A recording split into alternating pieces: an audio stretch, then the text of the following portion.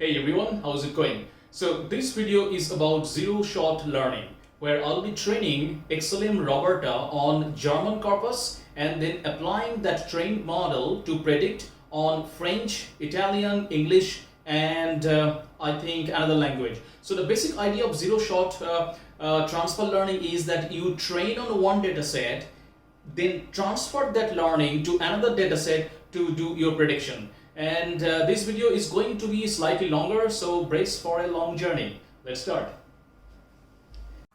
So what is this XLM-Roberta model? The Facebook AI team released XLM-Roberta in November 2009 as an update to their original XLM-100 model.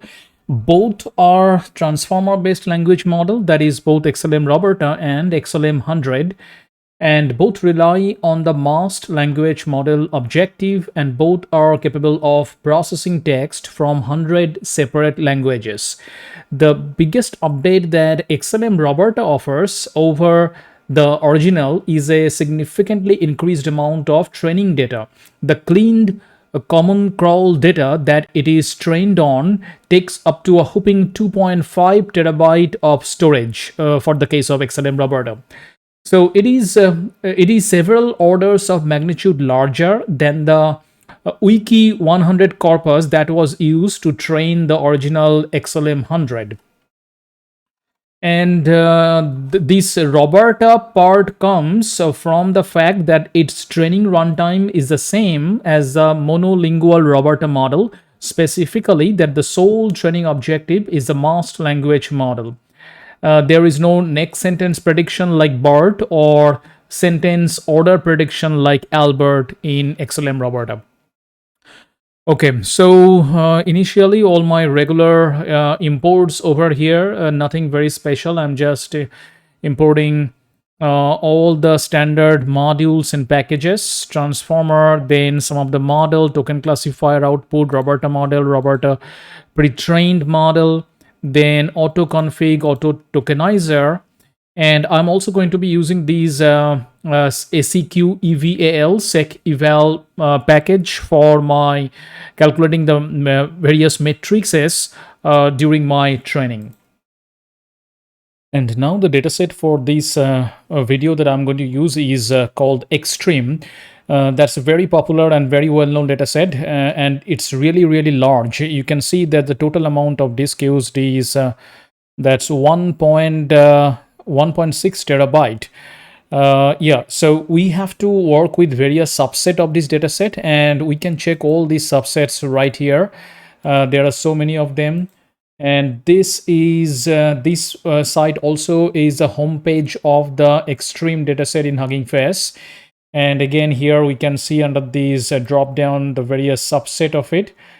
And this is GitHub pages of XTREME dataset.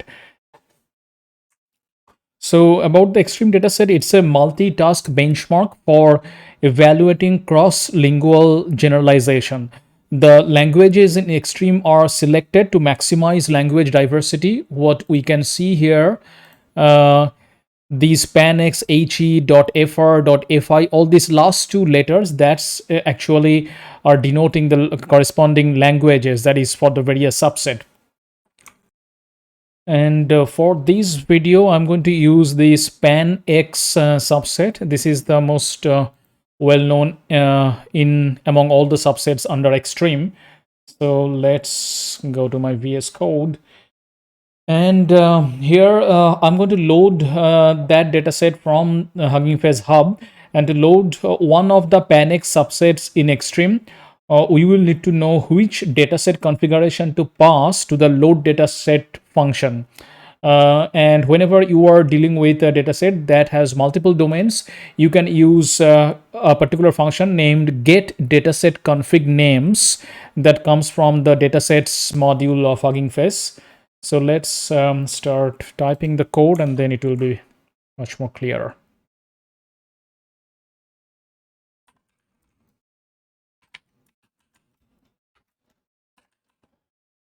Get dataset config names, that's the one I'm going to use.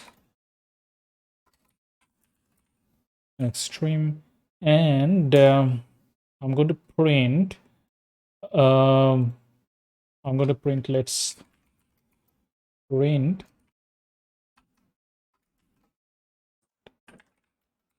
Xtreme has len. That's my extreme subsets. Yep. Let's print it and see what I get. Get dataset config names is not defined. Why I'm getting that? Let me quickly figure this out. Oops, sorry. That's because I never ran these this cell, which has this has all the imports. So I need to first run it, and then module not found. Which one? Sec eval. All right. So I need to install it. So just do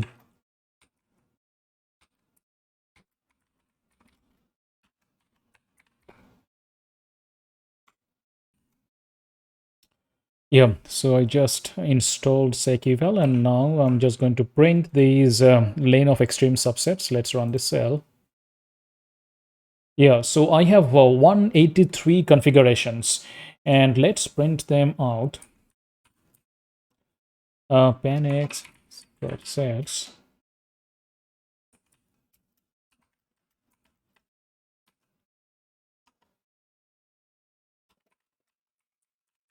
starts with, that would be cap.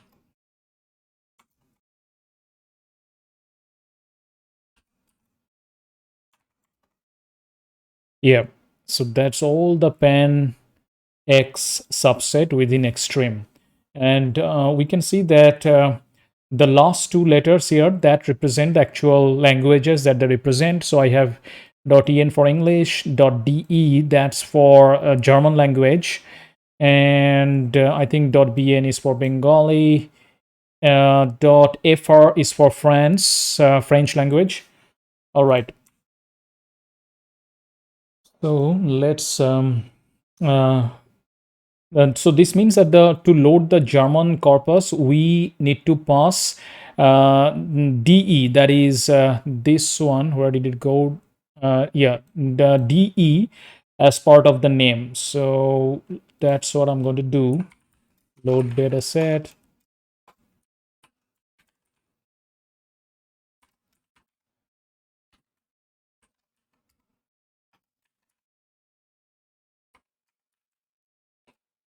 Yep. Awesome. So that's my dataset, and it's coming from HuggingFace dataset module, and that's why I have this special structure, which is dataset dict. Under this dataset dict, I have three splits. That is train splits, under which I have 20,000, validation number of rows 10,000, and test number of rows 10,000. Cool. So to make a realistic, now what I'm going to do, I have to make a corpus of European languages, and for that, for making a realistic European corpus, what I'm going to do is to sample the German, French, and Italian and English corpora from the PANX according to their spoken proportions. And this will create a language imbalance that is very common in the real world dataset. So definitely to represent the real world, my datasets, the different parts, that is the English, French parts, will not be equally distributed. Their proportion will represent the proportion that they are actually distributed in the real world. And so keep track of each language. Let's create a Python default dict that stores the language code as the key, and a pan-x corpus of type dataset dict as the value. And what is default dict? The Python default dict type behaves almost exactly like a regular Python dictionary, but if you try to access or modify a missing key, then default dict will automatically create the key and generate a default value for it. This makes a default dict a valuable option for handling missing keys in dictionaries. So that's pretty much the main difference between a Python default dict and a Python dictionary. So now my languages will be a list of DE for German language, FR, Italian, and English. And for the percentage spoken, I have taken particular percentages from regular Google search. That is to what percentage of European people speak German, things like that. It's not going to be very perfect. I have not spent a huge amount of time to get the perfect data. It's more or less like a ballpark. So percentage lang. So my percentage will be, that's my percentage, then x ds combined. That variable will be a default dict. And that's also will be coming from dataset dict. Cool. And now I need to make sure that the span x ds combined, this variable contains all these four individual data sets within this variable as a dataset dict. So we have already seen from this line that is a single dataset. For example, here the German.d dataset contain this dataset dict, and now I need to just get the similar for the other three, that is the French one, Italian, and the English one, and combine them together inside the span x ds combined variable. So let's do that with the for loop.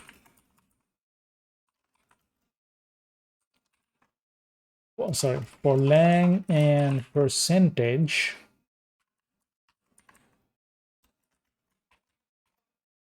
I'm going to zip languages and also percentage lang spoken. Now I need to load each individual data set. So ds will be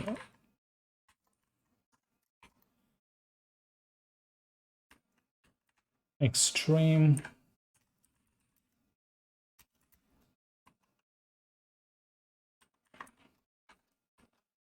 and x. With that, I have to attach the language.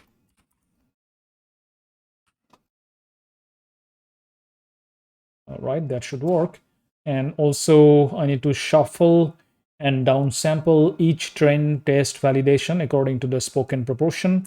So for train test val in ds, remember this ds will have these splits already within it. I will have a train, I will have a validation, and I will have a test. So that's what I'm doing for train test val in ds. And x ds combined lang test val. This will be the corresponding split. It may be train, it may, then the next one will be test, and the third one will be val validation. That will be equal to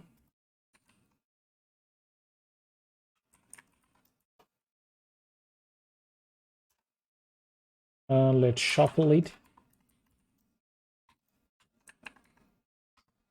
And this shuffle method is coming from HuggingFace datasets module. Also select, and what I'm going to select, only these percentages. So that's where I'm going to use we have already zipped these language and percentage lang spoken. So each of my percentage will have each of these value. So dot select range integer, then percentage ds and test val. dot number of rows. So I'm just multiplying the percentage with the entire split and then doing dot num rows, and that should work. Now let's do pan xds combine. So let's run this cell.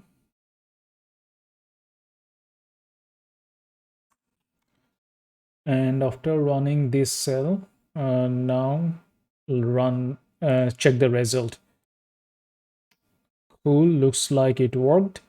Yeah, so I have this dataset dict, and within each dataset dict I have a dictionary, and each of these dictionary contain each of the language. So the first one is German, that is DE. Under DE I have another dataset dict, which is inner data dict.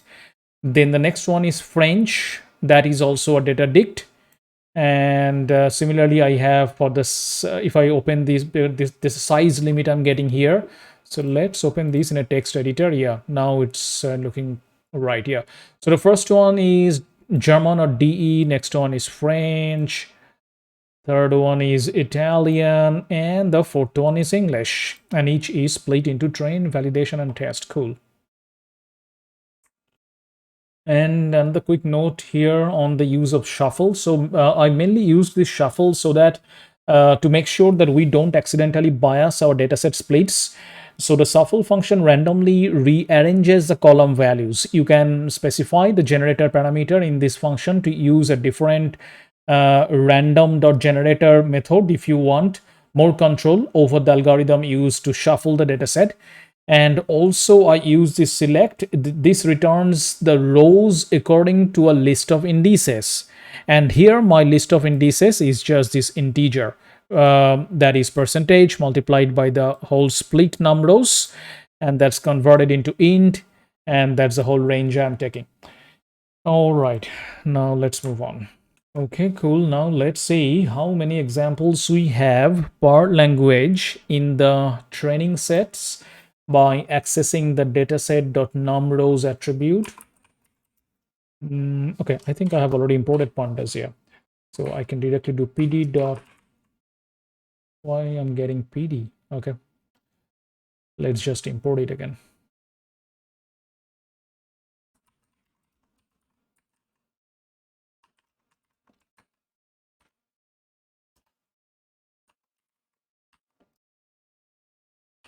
So here, what I'm going to see, the various language name will be my column names. So lang, then ds combined. That would, I would take the lang, and I'm only interested in checking the train dot num rows for lang in languages. Let's just print it. Yeah, so I have 12,580 Deutsche or German training sets, for French 4580, and so on.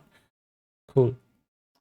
Now we have so what do you see, that we have more examples in German, as the percentage for the German was highest than all other languages combined. So we will use it as a starting point from which to perform a zero-shot cross-lingual transfer to French, Italian, and English. That is, I'm going to the next part of my work first will be to fine-tune XLM-Roberta on this German dataset, that is the German corpus, and then transfer that or do the zero-shot learning, cross-lingual learning on the French, Italian, and English dataset.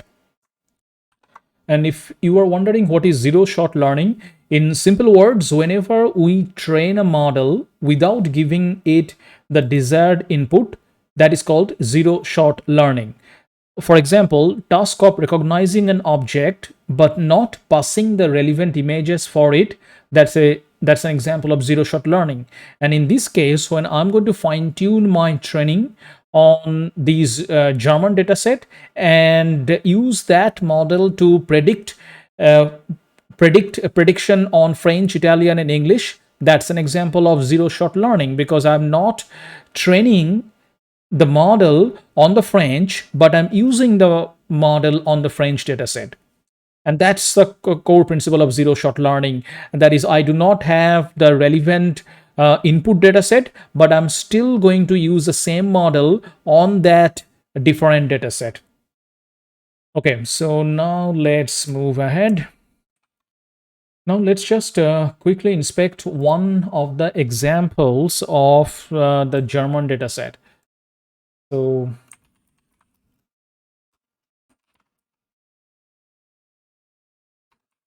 DE and train. Let's just take the first element and let's print the key and values.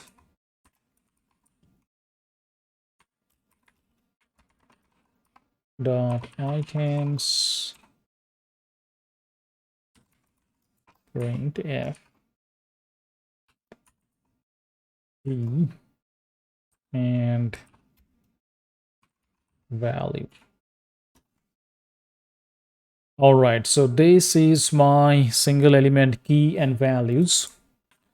And the keys here correspond to the column names of an arrow table. And what is an arrow table? That's a different topic altogether. But basically, just know that these Hugging Face data dict is arranged following the arrow table format or arrow table data structure and data architecture principles. So anyway, here the keys correspond to the column names of an arrow table, while the values denote the entries in each column. So in particular, we see that these NER tags column correspond to the mapping of each entity to a class ID. So these numbers are actually class IDs, and each number in this class ID for NER tags represent an entity. We can convert the number to a label name for more information if we want. And these class IDs are not understandable just by looking, that is, by the human eyes, it is not understandable. So let's create a new column with the familiar NER tags, that is LOC, PER, ORG tags, that is location, person, or organization tags. And to do that, the first thing to notice is that our dataset object has a feature attribute that specifies the underlying data types associated with each column. Okay, so we can actually check that pan x dx combined de trend. Yeah, so features is token NER tags and langs. This is exactly what we saw here with the corresponding values as well. Yeah, so now what I'm going to do is to use this features.items method so that I can actually check the underlying data types associated with each columns. So here previously I just printed these key values in element.items, but now I'm going to use feature.items. One second, for key value in panxdx combined, sorry, de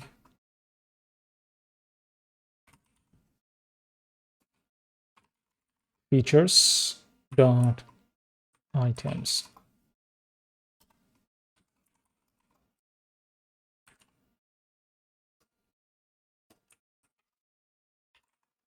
Key and value.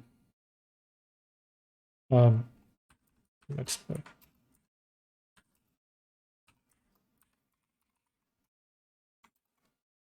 Yeah. Now when I run this cell, I get this output, and now I can actually see the underlying data types, and that's what features.item do. That is, my tokens are of sequence type, NER tags, that is also sequence, and langs are sequence as well.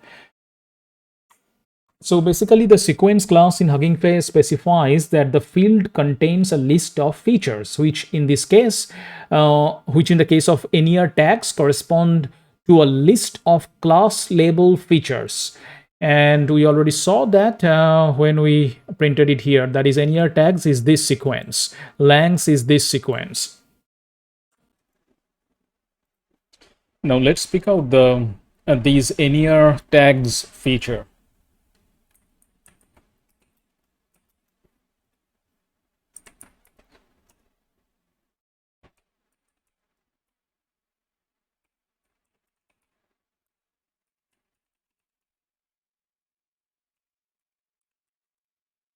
NER, that was tags.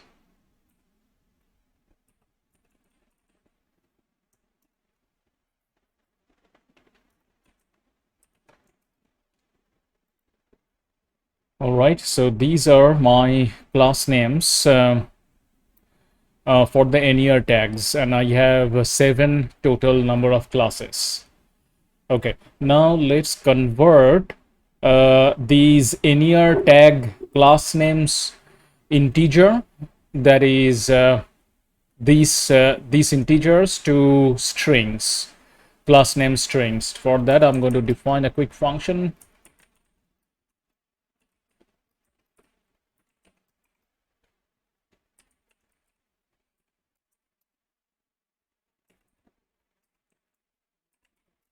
Return, that will be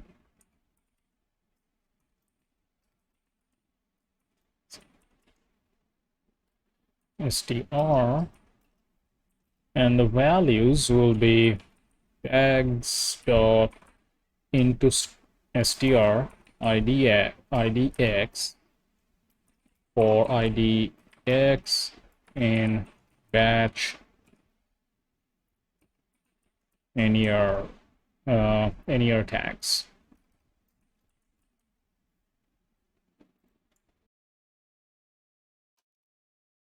Now to apply this function, I'm going to use the map method.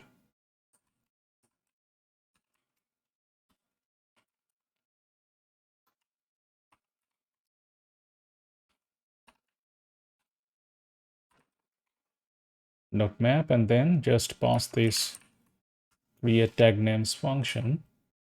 Yeah.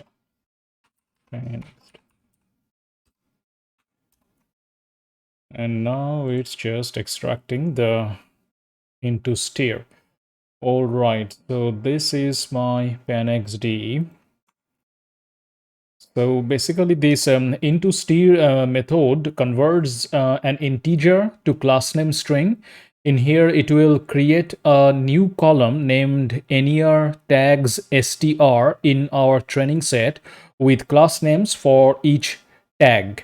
And we can see that this new column has been created in the features.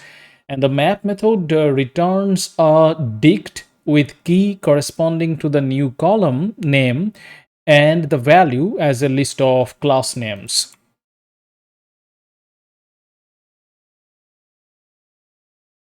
Let's check panx de train data element.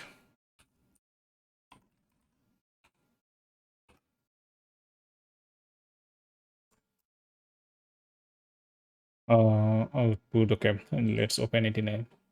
Yeah, so I have these tokens, NER tags, lengths, and the new column names, NER tags str. Okay, and now let's get a data frame based on this particular panx de. So de panx de train 0.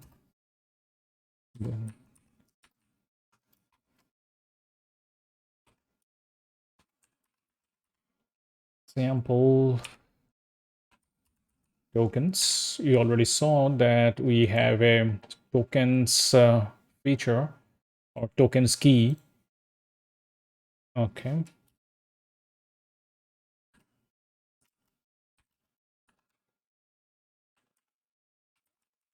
The example, and then let's take NER tags str, and sorry, name of those, sorry, tokens. I have to put a key. Tokens and tags. Cool. So these are my tokens and these are my tags. And now, as a quick check that we do not have any unusual imbalance in the tags, let's calculate the frequencies of each entity across each split. And for that, I need to define a quick util function. And also by entity, I mean these NER entities, named entity recognition entities, that is LOC, PER, person, or organization, ORG. Let's first check this variable pen xde.items. Okay, so we can see that it's a list, and within the list, I have a trend split, a validation split, and a test split. So what I'm going to do, I'm going to count the number of these NER tag string, that is these LOC, PER, etc. under each of this split, that is under each of trend, validation, and test. So let's, I think I have already imported the counter earlier. So let's define a function, get NER frequencies, xde. Now I'm going to use the default dict again, split to frequencies is a variable which is a default dict of counter. And remember, this counter is coming from the collections module. That is at the very top, I have imported a line named as from collections import counter. Now I have to start looping for through the span x de.items. So for split data sets and xde.items for row in dataset NER tags str, because that's the list items through which I will be looping through. That is, these NER tags will contain all these NERs string. So for row in dataset NER tags str, for tag in row, if tag dot starts with b starts, yeah, because I'm counting the beginning tags starts with b, then I have to split by the hyphen. So my tag type will be equal to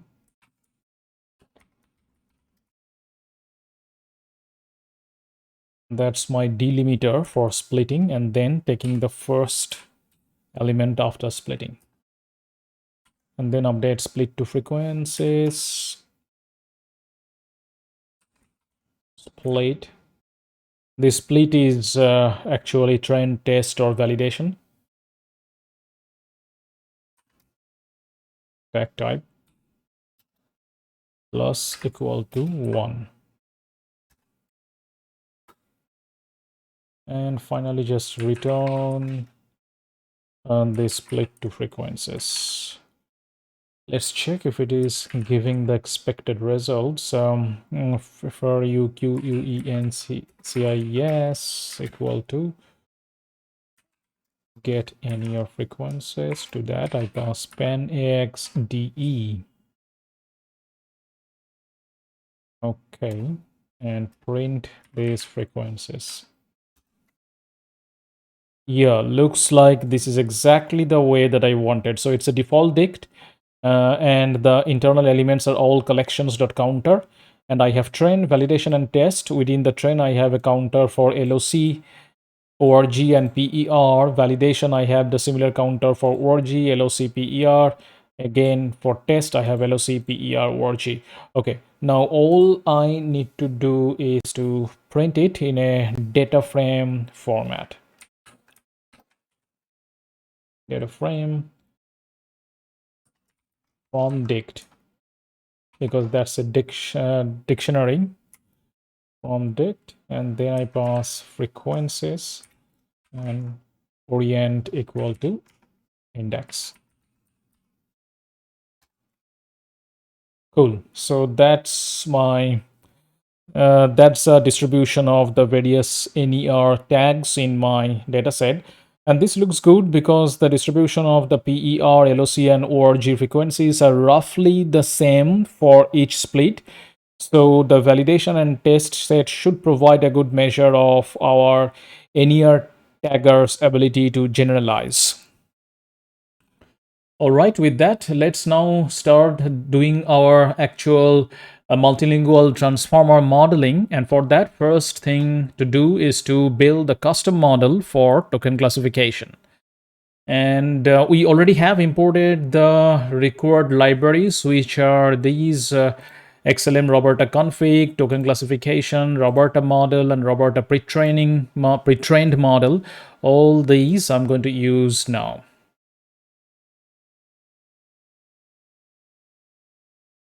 So this will be a custom class, XLM-Roberta for token classification.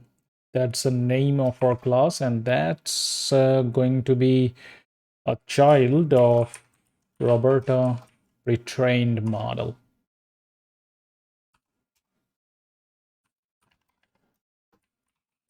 And our config class will be XLM Roberta config.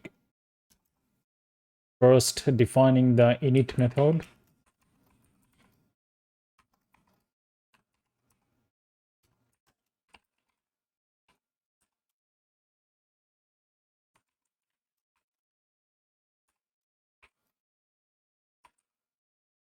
Init config.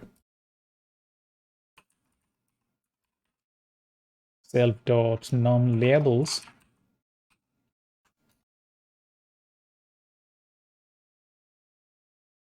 which will be equal to, I'm going to get it from the config, and that would be num class.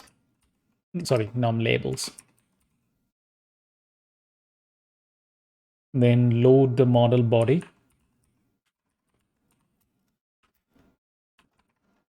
Roberta model. To that I pass config dot, sorry, config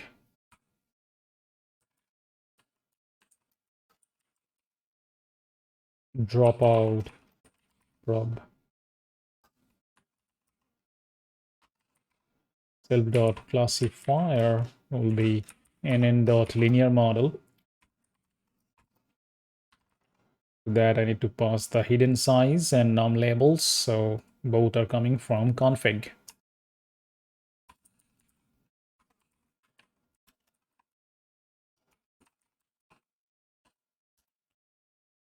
Now load and initialize the model, and for that self.init widths. I definitely recommend you go through the documentation, and you will get the definition of all of these config.num labels. Okay, and now that's my init model ends, and next one is forward.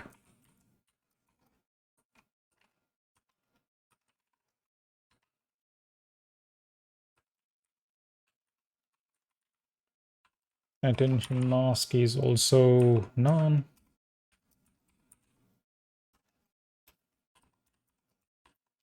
Token type ID is equal to none.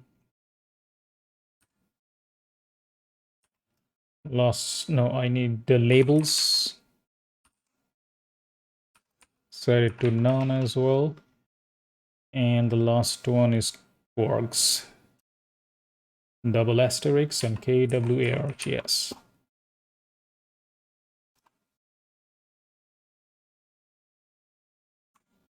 All right, before proceeding further with the forward method, just one thing I forgot to mention earlier is these architecture while using Hugging Face.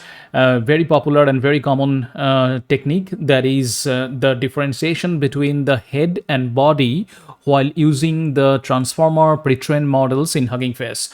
So when we switch from the pre-training task to the downstream task, we need to replace the last layer of the model with one that is suitable for the task. And this last layer is called the model head, which is this green box over here, and it's that part that is task specific. The rest of the model is called body. It includes the token embeddings and transformer layers that are task agnostic. This structure is reflected in the transformer code as well. The body of the model is implemented in a class such as BERT model or GPT-2 model that returns the hidden state of the last layer. And then the task specific models such as BERT for masked LM or BERT for sequence classification use the base model and add the necessary head on top of the hidden state. So the question you might ask is, why will I need to use the head and body separately? So some models on Hugging Face are trained on downstream tasks like question answering or text classification and contain knowledge about the data they were trained on in their weights. Sometimes, especially when our task at hand contains very little data or is domain specific, such as maybe medical or sports specific task, we can make use of other models on the hub trained on task. Not necessarily the same task or as our task at hand, but falling within the same domain, such as sports or medicine in general, and thereby making use of some of the pre-trained knowledge these models already have to apply on our specific situation. So basically, what we do is that we take that already pre-trained base model and then just append a head model or the task specific model on top of that base model, and that's how these head and body terminology comes into play here. So a very simple example would be if, say, we have a small data set about classifying some financial text being positive or negative in terms of sentiment. However, we go into the hub and find that a lot of models have been trained for question answer related to financial text. In this case, we can take certain layers from these models to improve on our own sentiment analysis on financial text data. And another simple example is when a certain domain specific model has learned to classify text into 5 categories from a huge data set it was trained on. And now I say, for example, I have a completely different data set in the same domain, but I only want to classify the data into 2 categories instead of 5. Here again, we can use the pre-trained model's body and add our own head in an attempt to augment domain-specific knowledge on our own task. So to sum up, these separation of bodies and heads allow us to build a custom head for any task and just mount it on top of a pre-trained model. And here in this case, where I'm building this custom token classifier, I'm pretty much doing the same thing, that I'm mounting a head on top of the hidden state of a pre-trained model, which is my body. So let's move ahead building the forward method.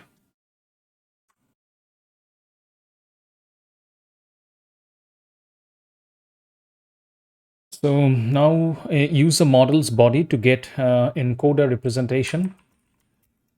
That would be self.Roberta.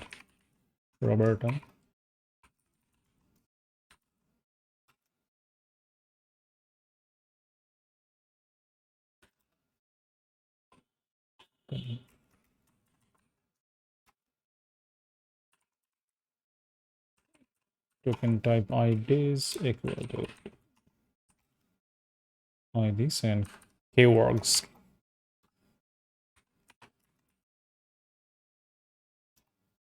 Then apply classifier to encoder representation. So sequence output, that would be self dot dropout, and outputs 0. Logits would be self dot CLA classifier sequence output. So to get the logits, I'm just applying my sequence output from the dropout layer and passing that through the classifier. That would give me the logits output. Now calculate the losses. None for here. Now if labels is not none, loss dot cross entropy loss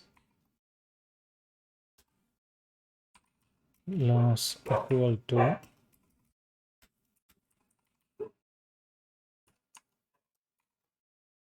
that I need to pass logits dot view -1. First dimension will be inferred.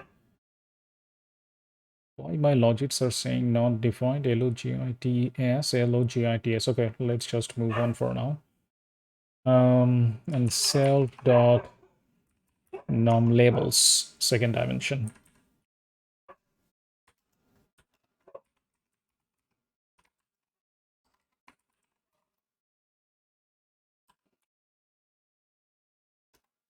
Finally, return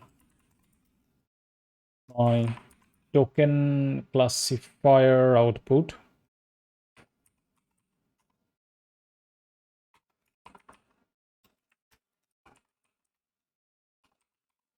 Logits equal to logits.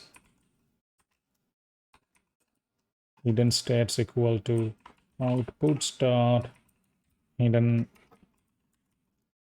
TATES. And finally, attentions equal to outputs dot attentions. Cool. It still says logits. Okay, 1 second. Let me fix that. Actually, I think this is just a Pylance thing. That logits is not defined by in Pylance. Okay, leave it. Let's just ignore it for now. Okay, now for this class token classifier output, you have already imported that, but let's quickly check out their documentation. And here I'm looking at the official documentation of token classified output, and we can see that the parameters it takes, it's properly defined here. Loss, this is a classification loss, and it's a torch.float tensor of shape 1.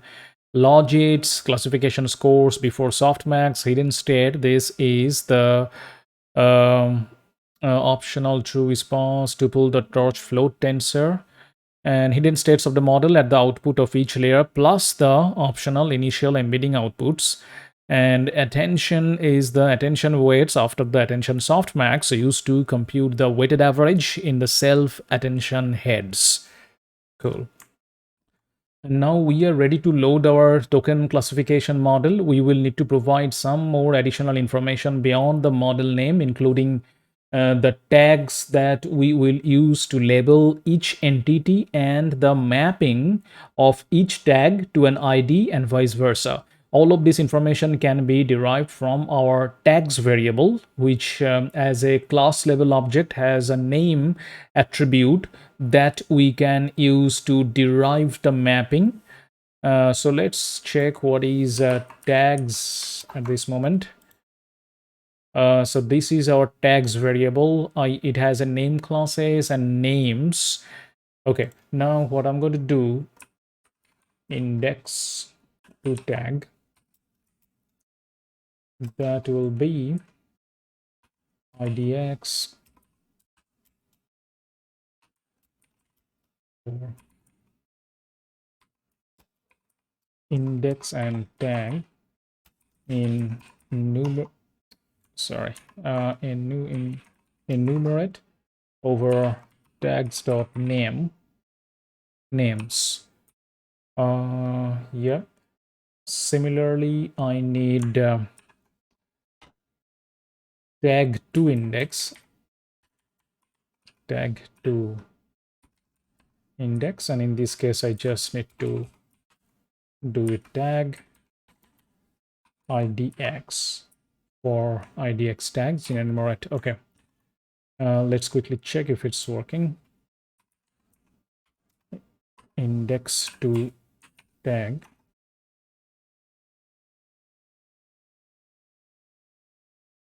Then run this cell. Yeah. So now I have index to tag. Similarly, let's print this. Yeah. So now I have tag to index. Yeah, these two variables I need. And now define few more things here. So we will store these mappings and the tags.num classes attribute in the autoconfig object. The autoconfig class actually contains a blueprint of a model's architecture. When we load a model with automodel dot from pre-trained and then pass a model checkpoint, the configuration file associated with that model is downloaded automatically. However, if we want to modify something like the number of classes or label names, then we can load the configuration first with the parameters we would like to customize. So let's define our model names.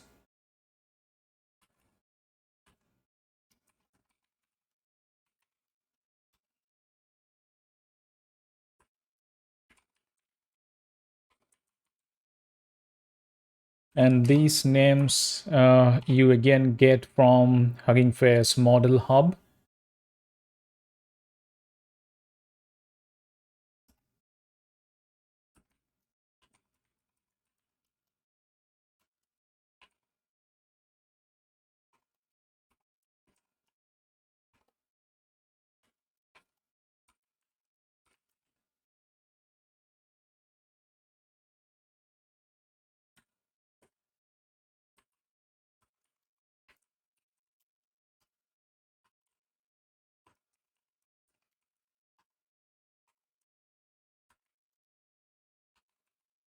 The first parameter goes is a model name.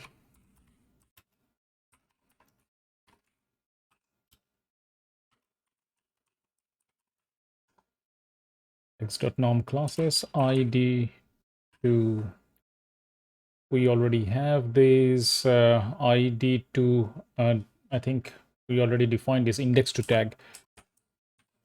Yeah. So this is this one, index to tag this dict object, and label to IDs. That will be the opposite, which is tag to index. So now we can load the model weights as usual with a from pre-trained function with the additional config arguments. Note that we did not implement loading pre-trained weights in our custom model class. We get this for free by inheriting from Roberta pre-trained model. And where did I do that? Roberta pre-trained model inheritance. That's in our custom definition here. So here we defined all this pre-trained model that is that these our custom model is going to be inheriting from, which is this one, Roberta pre-trained model. And this one we have already imported at the very top. All right.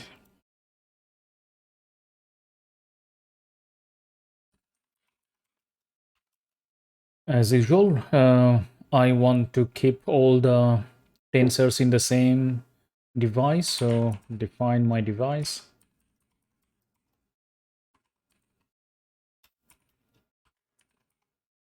So q dot is available, else CPU.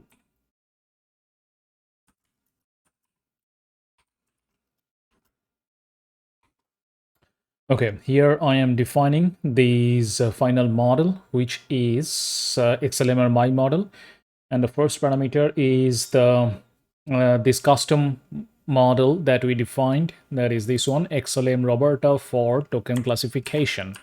Copy this long name, paste it here from TRAINED from pre-trained, and then the inside will go XLM model name, XLMR model name, config equal to XLMR config, and pass the whole thing to device. So, and now I have to actually to train all these, I have to go to Colab because my local machine's GPU will not support this, I guess. So yeah, but let's just write few more lines and then I will move to Colab. And after the model is trained, what I'm going to do, I'll do a quick usage with some random example string. So let's define just any random example string, and then what I'm going to do, apply the train model on this. But this is after the training So XLMR. Actually, no, this is before the training. I'm just applying these model on a random sample of text. So tokens, XLMR tokens equal to XLMR tokenizer. We have defined this XLMR tokenizer here, which is auto tokenizer dot from pre-trained, and then I pass a relevant model name to that. Example string dot tokens. Okay, yeah, all right, so let's run it from this line onwards. And I got a syntax error. Positional argument follows keyword argument, and that's because this one, I did not pass the keyword argument, and here the keyword is actually id to label, and that should be equal to index to tag. Yep, now it should run fine. Yep, so it ran all well, and now I'm just going to print these XLMR tokens. Yeah, so that's my token after applying the tokenizer. And the only things to note here are these special tokens, these beginning string token and the ending string token. And these have a token IDs of 0 and 2 respectively. So okay, so finally now I need to pass the inputs to the model. So I'm going to write a util function which will take any text and also take a model and a tokenizer, and that util function will predict the tokens and the tags from that text and based on that model, and return me a data frame with the tokens and the tags. So basically, this util function that I'm going to write now, this will extract the predictions by taking the argmax to get the most likely class per token. So let's start that.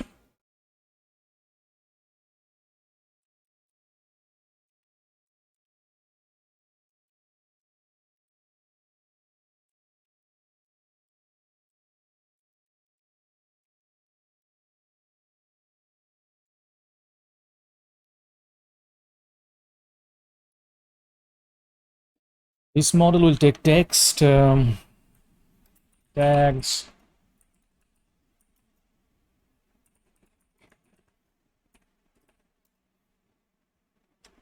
First, I need to get the tokens with special characters.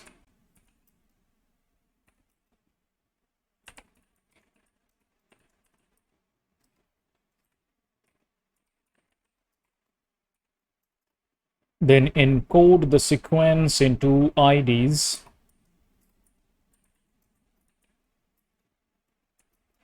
And for that, I need a tokenizer. So I'm going to use XLMR tokenizer.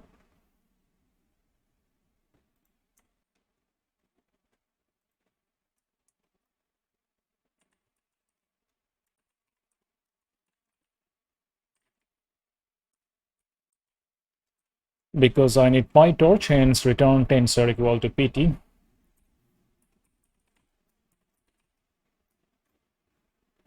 Input IDs and dot to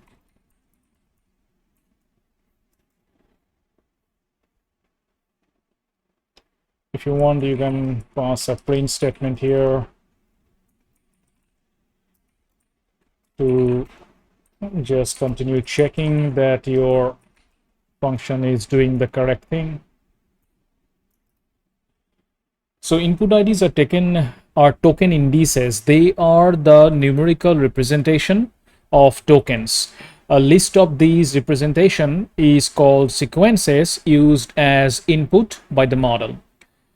And next, I want to get predictions as distribution over 7 possible classes or 7 NER tags. We have already seen we have 7 num classes. Outputs.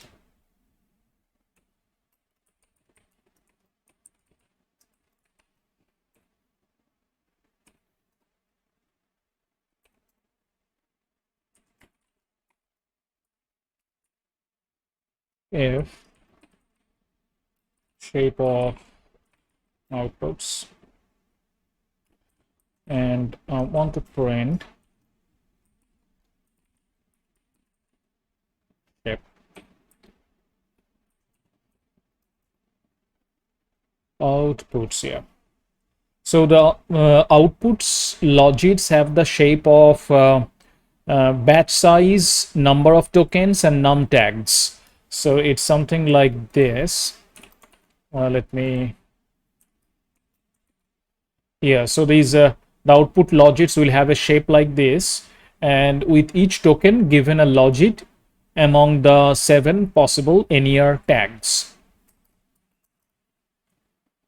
Now take the argmax to get the most likely class per token.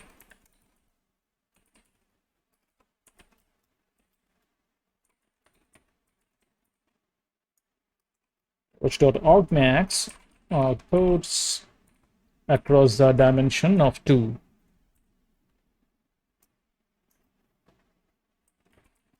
I also want to do a print statement over here.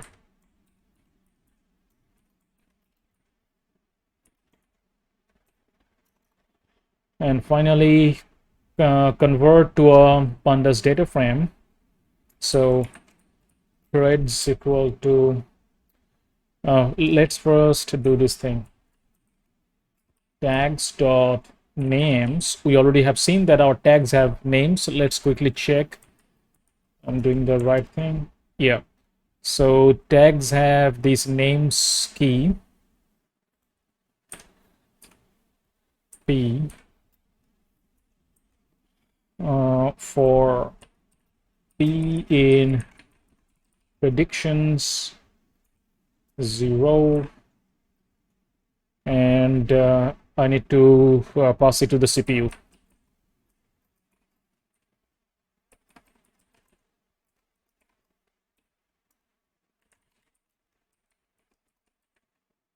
Data frame threads. Index will be tokens and NER tags. Now I need to check that this model is working. So get any tags. We already have an example string, pass that string tags to that. For the model, I'm going to use our named model, which is XLMR model name, and also XLMR tokenizer. Oh, because I'm using XLMR tokenizer here. Here I should not use XLMR tokenizer. I can just yeah, let's just do it like this. Okay, should work. Let's see. I made a little mistake here. That's this one, XLMR model name. So that would be actually XLMR my model. That is our custom model that we have defined earlier. Okay, with that, let's run this cell. Yeah, it ran very correctly, and this is the output that I got. So I have tokens and tags presented in a pandas data frame format, and previously all these in print statement has printed, for example, the input IDs. This is my input IDs, and then shape of the output is 187. That is that represent what I put as a comment here. Batch size, num tokens, number of tags, and then prediction is another tensor. That's this.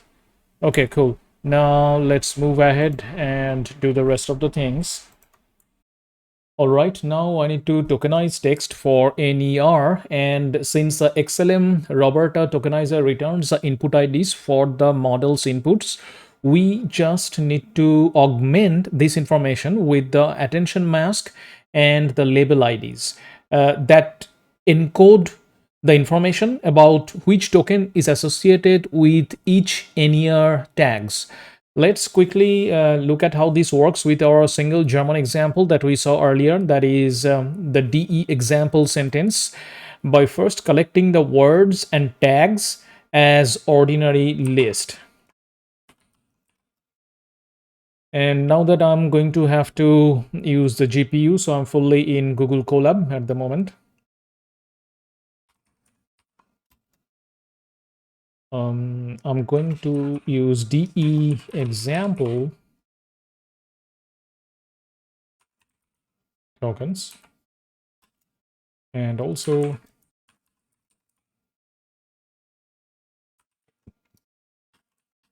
NER tags. And if you have forgotten what DE example is, let's quickly take a look. What does it give me? So that's my D example. I have lang, NER tags str, and tokens within the entire dict. Cool. Now,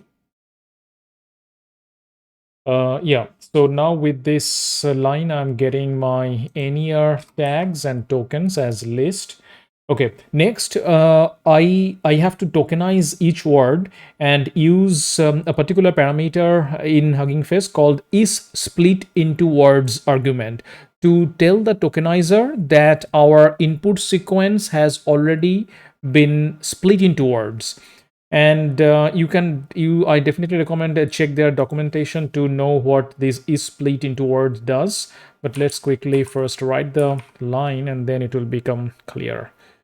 So tokenized input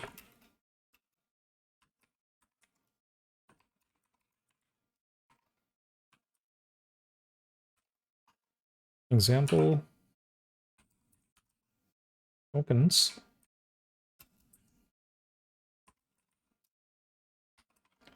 split into words equal to true. So that's my tokenized input, and my tokens will be XLM tokenizer. The code intelligence in Google Colab is kind of slow, so by the time I type it, my typing is over, then it comes. so it's not much of use really. So XLM tokenizer, convert IDs to token. That's a method I need to use. Convert, yes, IDs to tokens here. To that I pass this tokenized input. From there I take input IDS. Let's see if it runs. Yeah, it ran. This cell got executed correctly. Did I run this one? Yeah, okay. So from, if you go to the XLM, the tokenizer documentation in Hugging Face, it is clearly written that is split into words is set to true.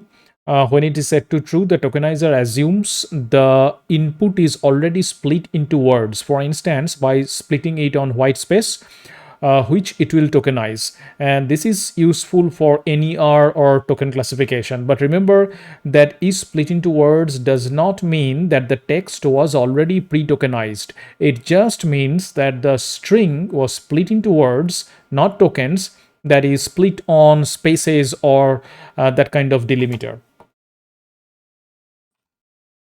And now that I have the tokens, let's see them by having a pandas data frame.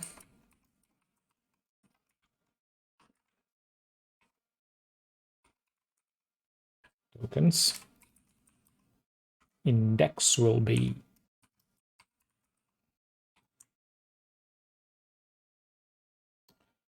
cool. So that's my tokens represented in a pandas data frame, and this sentence is coming from the German sentence that we initially declared, a random German sentence. And as you can see, this beginning string and ending string is coming as well, and that's expected. Okay, so in this example, we can see that the tokenizer has split the original sentence. And since we are following the convention that only underscore, take for example, this particular string. This is underscore Einhauner. I don't even know how to pronounce it very correctly.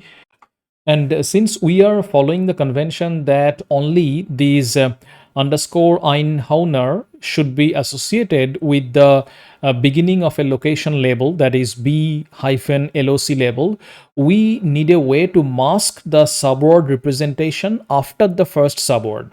And for this purpose, tokenizer module of Hugging Face contains a method called word IDs that can help us achieve that. So let's see what actually this word IDs method do. So here I am in the official documentation of word IDs in Hugging Face, and it says that it returns a list indicating the word corresponding to each token. Special tokens added by the tokenizer are mapped to none, and other tokens are mapped to the index of their corresponding word. Several tokens will be mapped to the same word index if they are part of the same word. Yeah, so this is important. Several tokens will be mapped to the same word index if they are parts of the same word. And it returns a list mapping the tokens to their actual word in the initial sentence for a fast tokenizer. All right, let's include that.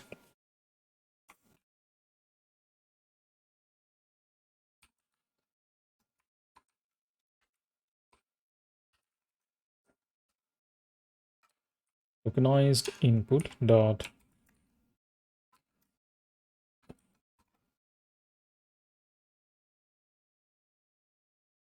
and then print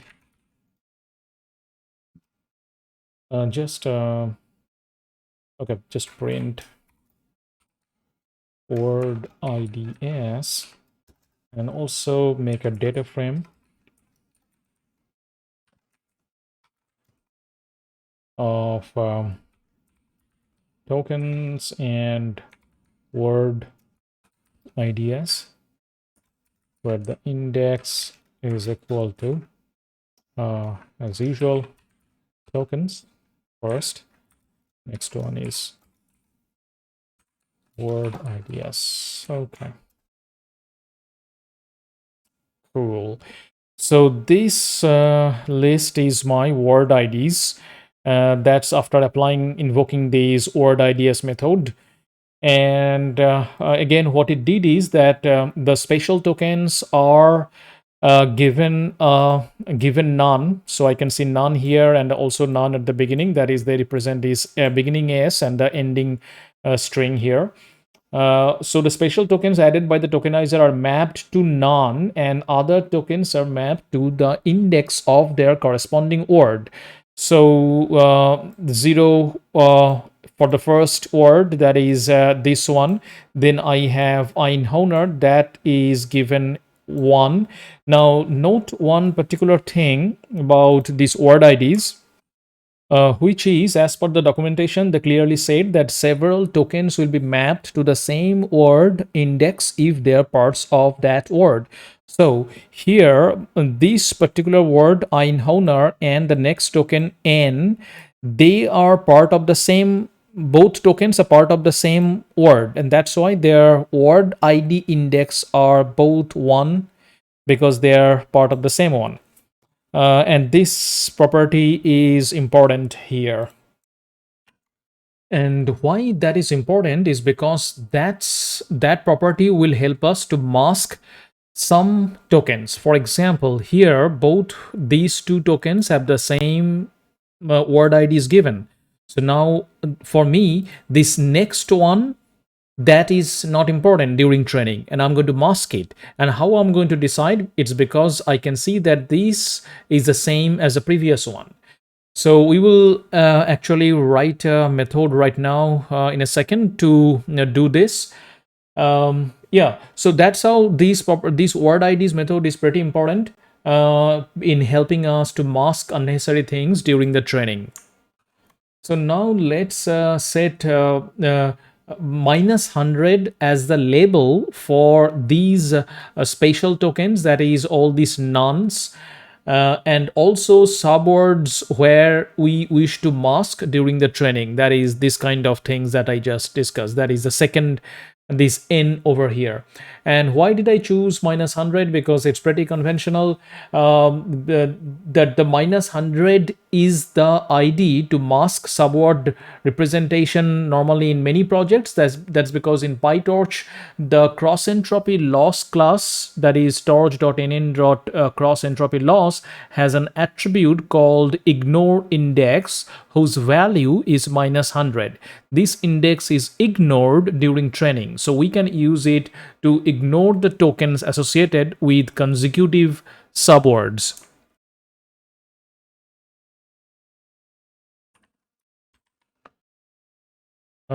First, let's define a word IDX, and also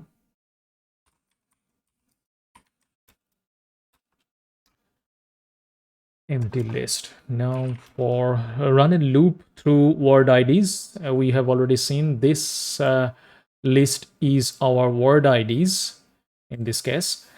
So for word IDX in word IDS,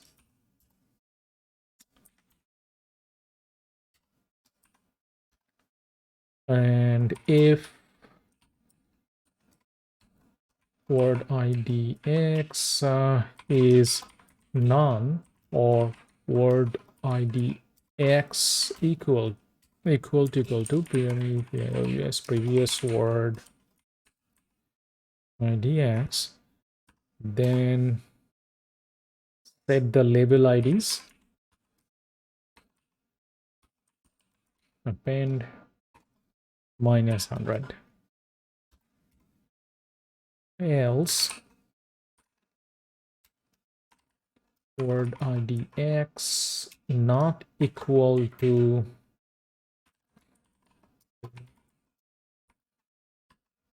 IDX, then label IDS, append labels word IDX. Okay, and okay, I need to, oh, that's label IDs. Yeah. And then I also need to update the previous word IDX to be current word. So let's set previous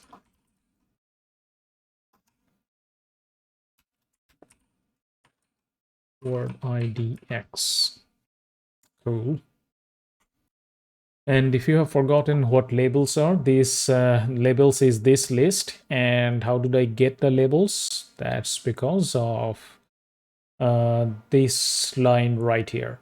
So we made two lists of words and labels taking from our random German DE example sentence. So labels are my NER tags, and all of these numbers actually represent NER tags uh, because they represent the corresponding class IDs for their NER tags. All right. Okay, now let's print my label IDs to check if it worked.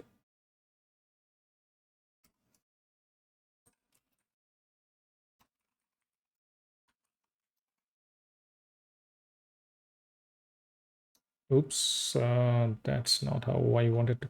Oh, yeah, I'm still in that loop. Yeah, now run it.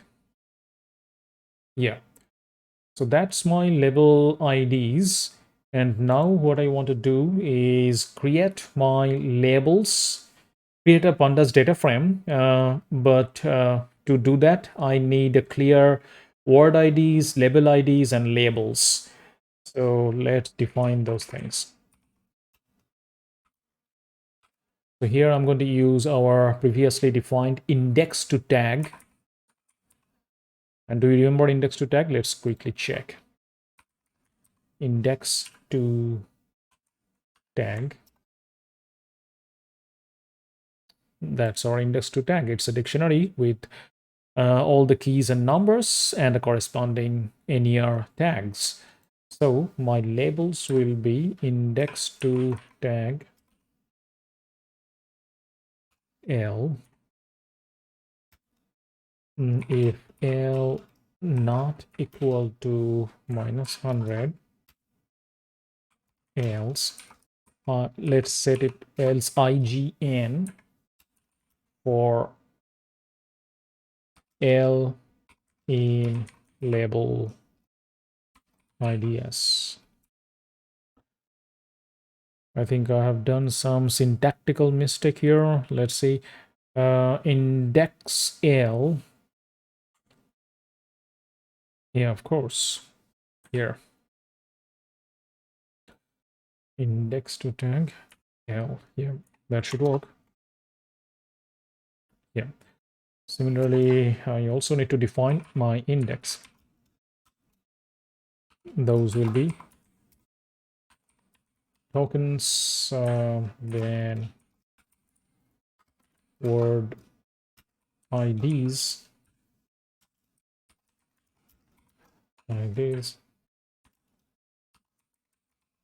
labels, and now create a pandas data frame. And that would have my tokens, word IDs, label IDs, labels, and index will be index. Let's see if it works. Cool. So that's my data frame showing my tokens, then the word IDs, label IDs, and labels. And what I have done is initially all these special tokens I assigned this number 100, and also the subword that I don't need during the training I assigned them -100, and then for labels I assigned all those 100 to IGN representing ignore, because I want to ignore them during the training. So let's quickly see what I did in these last couple of steps with the example random German sentence. So first, so this is our German D example initial variable, which is a dict. And then I created words and labels from that, taking the tokens and NER tags. Then I tokenized those tokens and also created my actual tokens by using XLM tokenizer.convert IDs to tokens. And then I applied these word IDs to get the corresponding IDs for each of the tokens. And finally, here in this step, I applied -100 to all the special tokens and also the sub tokens. For example, the second part of a same word. And finally, in these last steps, I replaced those -100 with IGN. And also used these index to tag in this case. So let's do all the 4-5 steps in a single util function so I can apply it on the entire corpus of a dataset, because these things I applied just for a single German sentence, but for the training I have to apply the same thing for the thousands and thousands of sentences or millions of sentences that I can have in the corpus. So let's define util function. Tokenize. So these function, what they're doing are tokenizing. So tokenize and also mask and also modify labels. And it takes an example sentence. Cool.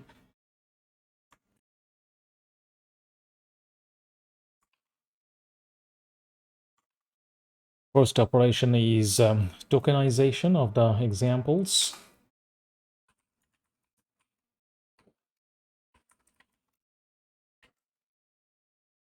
That would be XLMR tokenizer example tokens.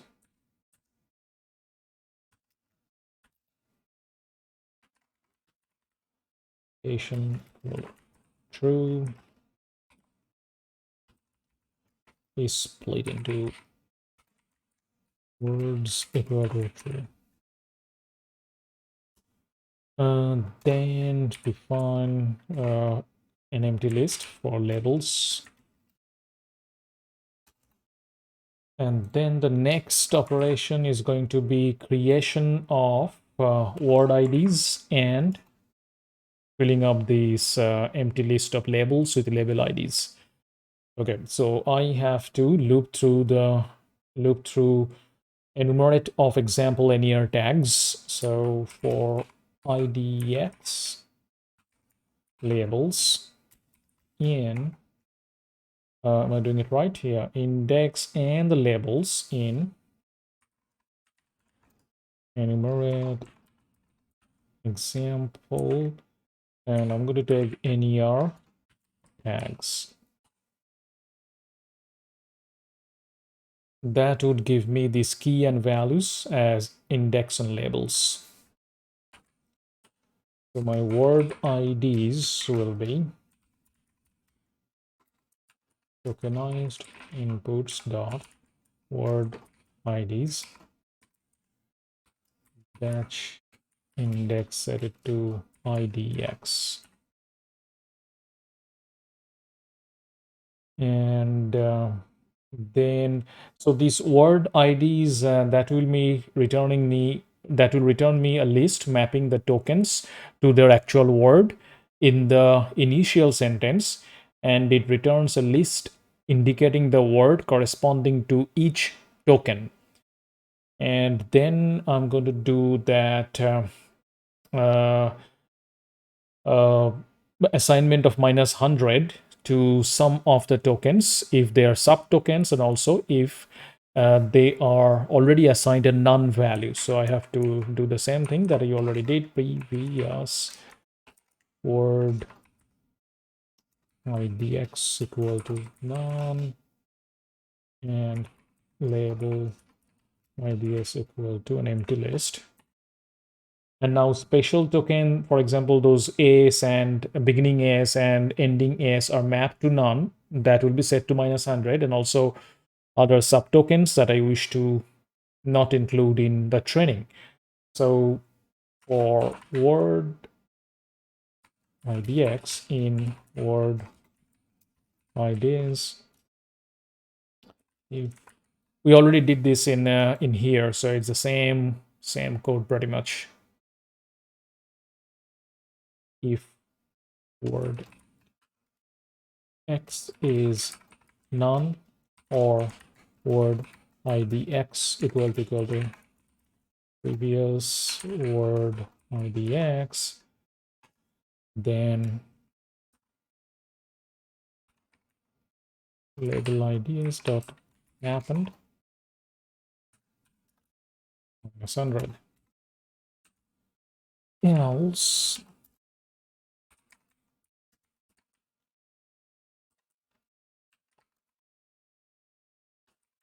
label, and I'm going to give word idx.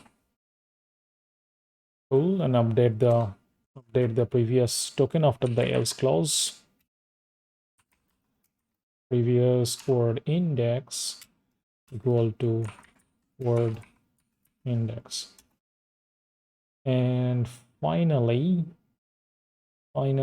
for labels dot append, that would be label IDs.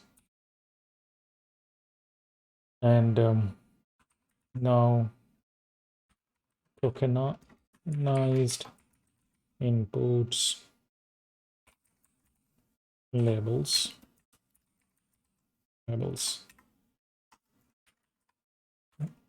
and that will be my return from this function. Return tokenized inputs.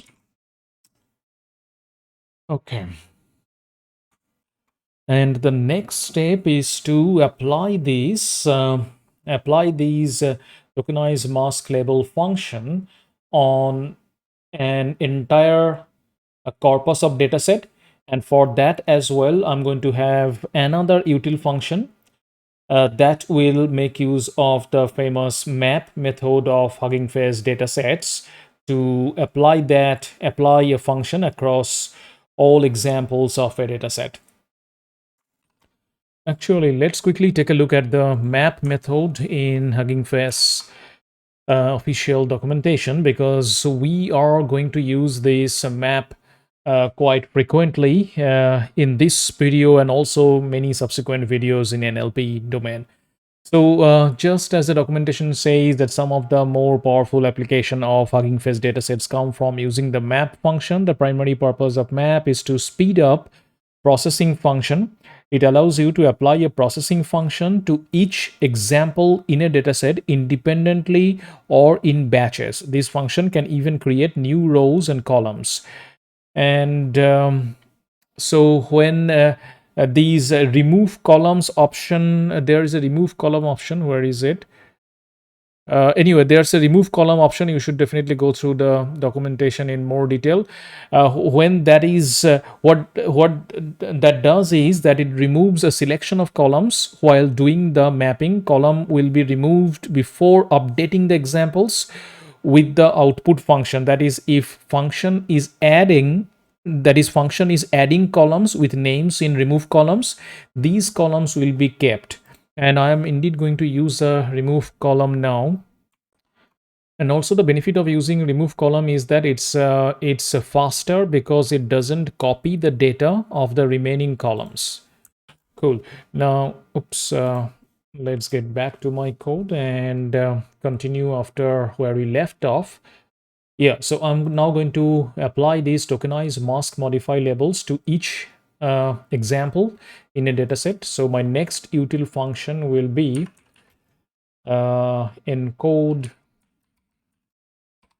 because we are using PANX datasets.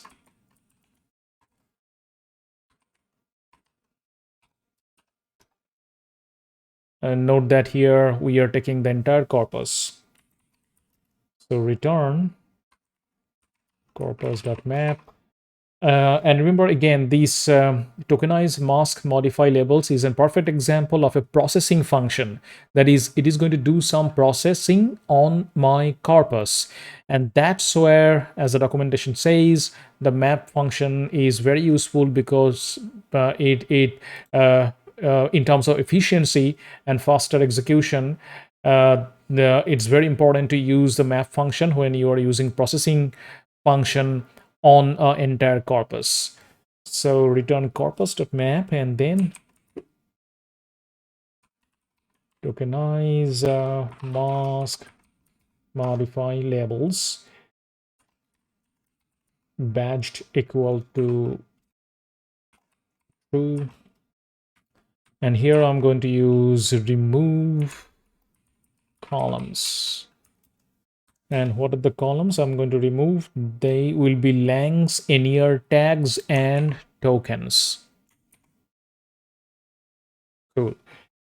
Right. Now, okay. So now in the next line, I'm just going to be executing this. So pan xde encoded will become encode pan x datasets. Then to that, I will pass our previously defined combined panx dataset, panx ds combined. And from there, I am going to take DE, German set.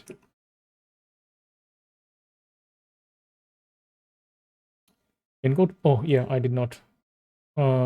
Yeah, I didn't. Let's run after, yeah. Word IDs, key error word IDs. Okay, I think I have done a spelling mistake somewhere. Let me quickly fix it first. Yeah, so there was a small spelling mistake here. So anyway, now my panx DE encoded is the encoded form on the dataset. So this is going to be fed into my fine-tuning training model. Okay, now I also need to do few performance metrics related stuff. So for that, let's define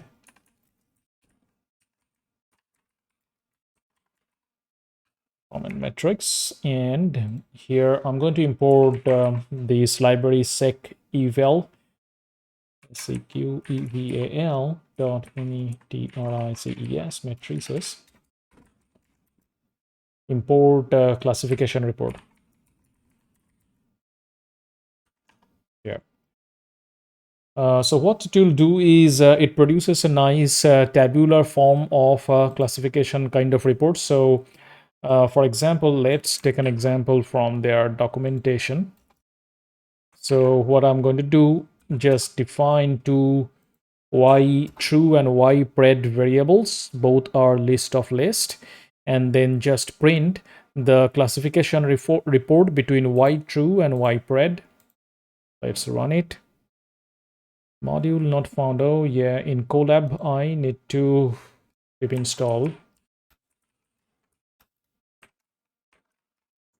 Yep. Yeah, so now I've got this nice report. So it will, classification report will give you the recall, F1 score, and precision for in a nice tabular format. Okay, so the seqeval package expects the prediction and labels as list of list, which is what we provided here, and with each list corresponding to a single example in our validation or test sets. To integrate these metrics during training, we need a function that can take the outputs of the model and convert them into the list that seqeval expects. So that's what I'm going to do now. So the what I'm going to do now is to ensure that we ignore the label IDs associated with subsequent subwords. Okay, now I have got a nice report. So as you can see that from seqeval, I get this nice precision recall F1 score in a tabular format. Just one thing to remember, that the seqeval package expects the prediction and labels as list of list, which is what we provided here. So to integrate these metrics during our training, we need a function that can take the outputs of the model and convert them into a list of list format that seqeval expects. And also remember, each of these lists corresponds to a single example in our validation or test set. So these all these NER tags, they belong to a single example, single row in our data set. And now coming back to the problem that I need to convert the output of the model into the list of list format so that it's accepted by the seqeval package. Now, what is output of the model? Output of the model will be predictions and label IDs. So this prediction and label IDs will be my output of the model, and I have to convert the task right now is to convert this into the list of list format. Now, let's put another thing here. So when I actually took the output of this prediction and label, let's see the tensor form that the takes. So 1 second. Let me take it from another file that I copied the output. Okay, so when I print eval pred.prediction, this we will come to this variable eval pred in a second. So the point is that prediction is the output of the model, and the tensor form that it takes is this kind of three-dimensional tensor. And similarly, when I printed my label IDs, these label IDs takes this kind of two-dimensional tensor form. And remember, these prediction prediction and eval-pred.label IDs, they represent the y predicted value and y true value actually. So these are the predictions and true values, and that's the two things that we have to convert into list of list format. And so that's what I'm going to do now with the util function. This function will be slightly kind of tricky, but you have to understand the structure of this data here, that is eval these predictions and label IDs, and then it will be all clear. So let's define that. So the name of the function I will give is generate list for compute matrices.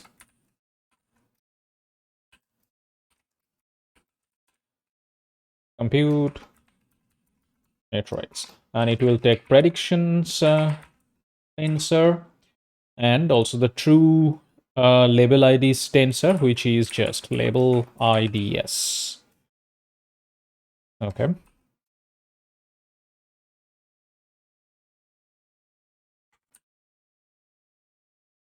First, I'm going to take my predictions with np.argmax.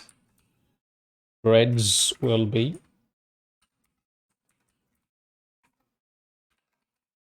from the prediction tensor. I need to take the argmax across the axis of 2. Remember, our prediction is a three-dimensional tensor, and the last dimension is where I'm applying the argmax on.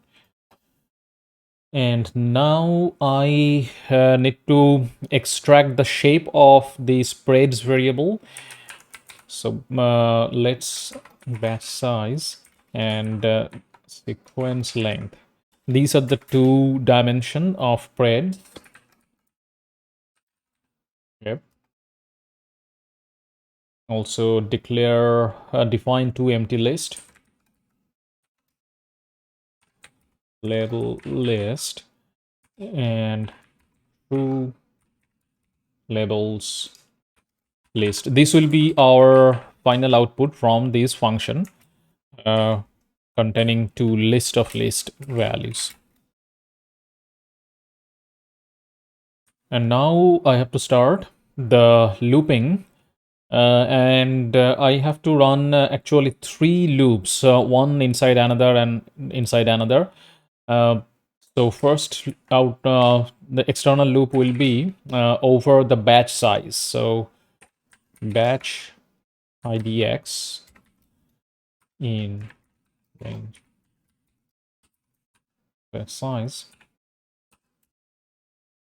Sorry, batch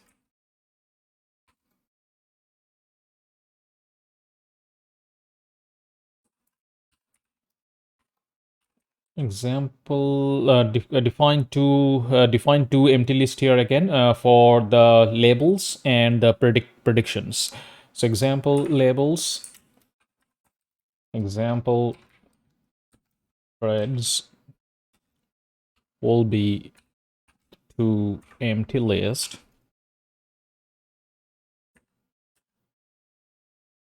Now another internal loop over the sequence length. Sequence length is coming from this one, the second dimension of preds.shape for.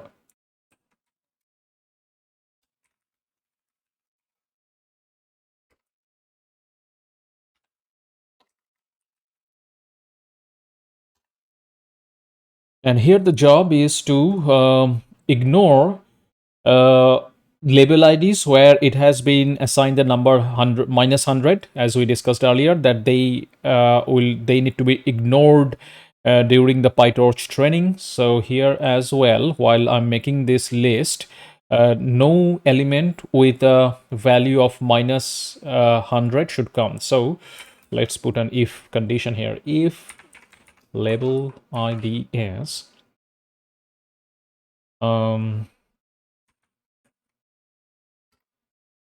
batch index and sequence index not equal to minus 100. Sorry, this is not length, this is sequence index IDX, because I'm looping over each of the elements of sequence length. Sequence length, yes. Here again, note to understand the way that I'm capturing or grabbing each element is uh, by this expression, because these label IDs is a two-dimensional tensor. This is the form or structure of our label IDs, and as you can see, there are many minus 100 within this two-dimensional tensor. So so the first dimension of this is batch index, and the second dimension, that is actual element here, is my sequence index.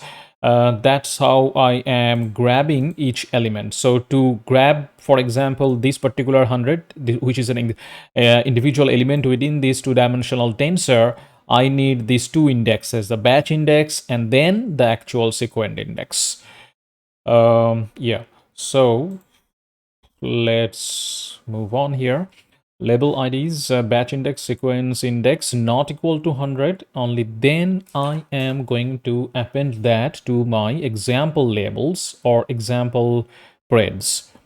So example threads dot append.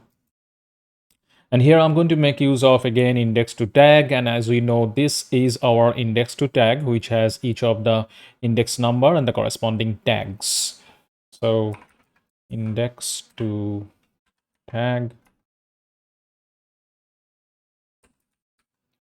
thread.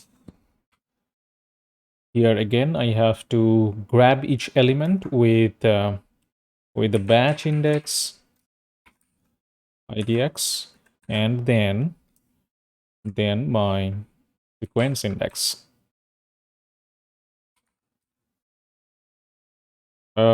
You have to be very careful about these things here, because probably for any machine learning or deep learning project, you will be dealing with multi-dimensional tensors. So be very careful while grabbing each element.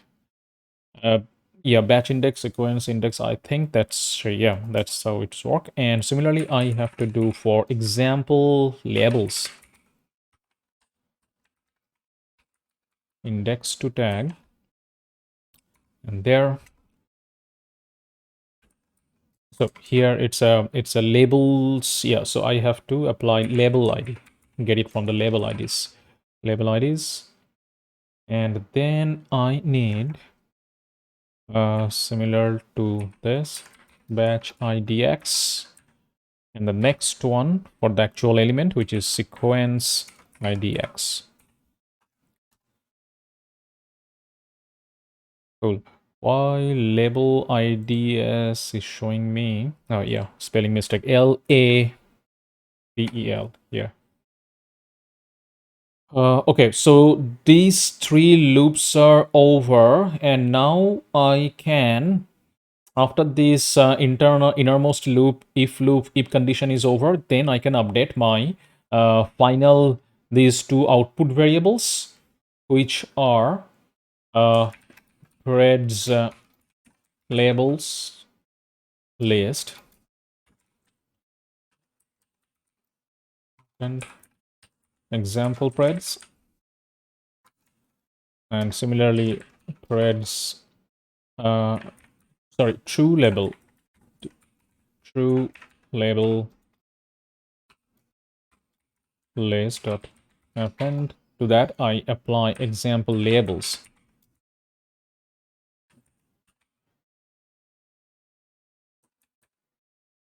Example labels, LBELS.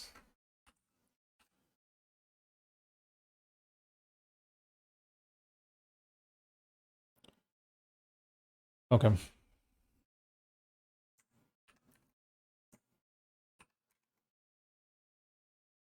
I think there's an extra S here. Okay, just put this S here, because they are list of list. And finally, return from this function just these two labels, threads labels, and then my true labels. Okay, so this function is over. Keep this cell running. Yeah, and next, so with that, all my initial setup is over. That is, all my data is ready, and this util function is also ready. So finally, now time to fine tune XLM-Roberta. Let's put a comment here. Yeah. So we now have all the ingredients pretty much to fine tune these, and so let's start coding. Some of the hyperparameters first. Number of epochs. Could get 3.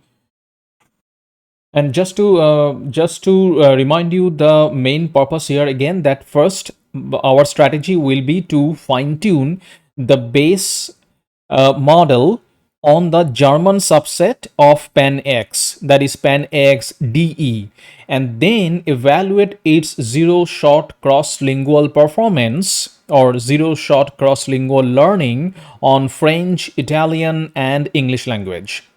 And for this, I am going to use the common HuggingFace trainer API. It requires some training parameters like what we are going to define here, like num epochs. Then I need batch size. So batch size keep it at 24, and logging steps, that would be equal to PAN-X DE encoded. That's our training data set. Divide this by the integer length of batch size. That's our logging steps, and also model name. Let's give a model name. Let's give it because I'm going to use XLMR.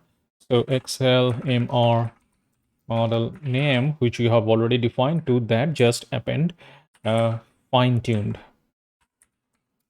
on PAN-X DE. Okay. Now the training args that should be defined, and I'm going to use these training train arguments, which is the name of the HuggingFace API, and it takes multiple parameters. So first one is output dir. which is where the train model will be saved. And I'm saving it in the same directory, and that's why I'm just passing model name to here. And these are my overall training arguments. And next, I'm going to do from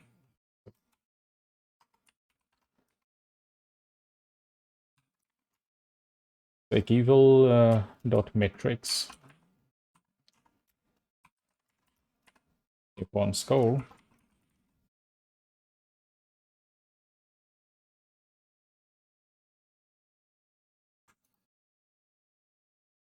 And I need another module from transformers called eval prediction.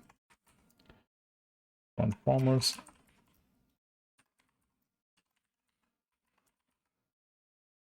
And if we want to have a look at the documentation of this one, let's quickly go to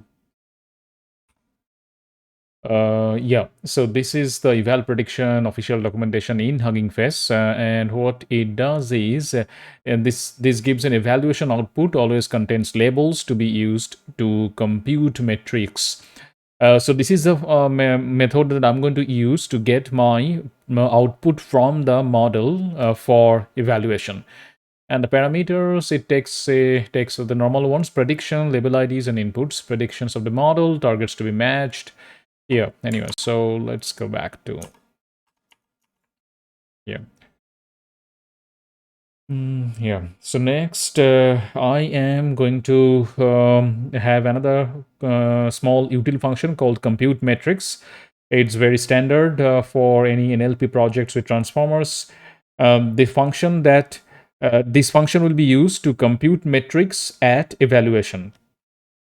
So let's define it. Matrix, and it takes an eval prediction object as the argument. This is of type eval prediction.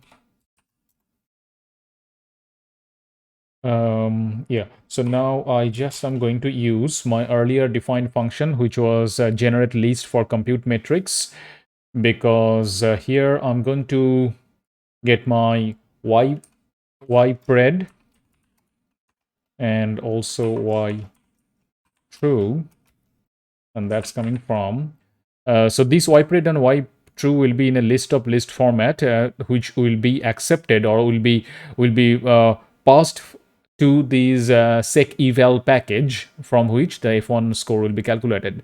So to get this list of list, I am going to use that function that we wrote earlier, which is generate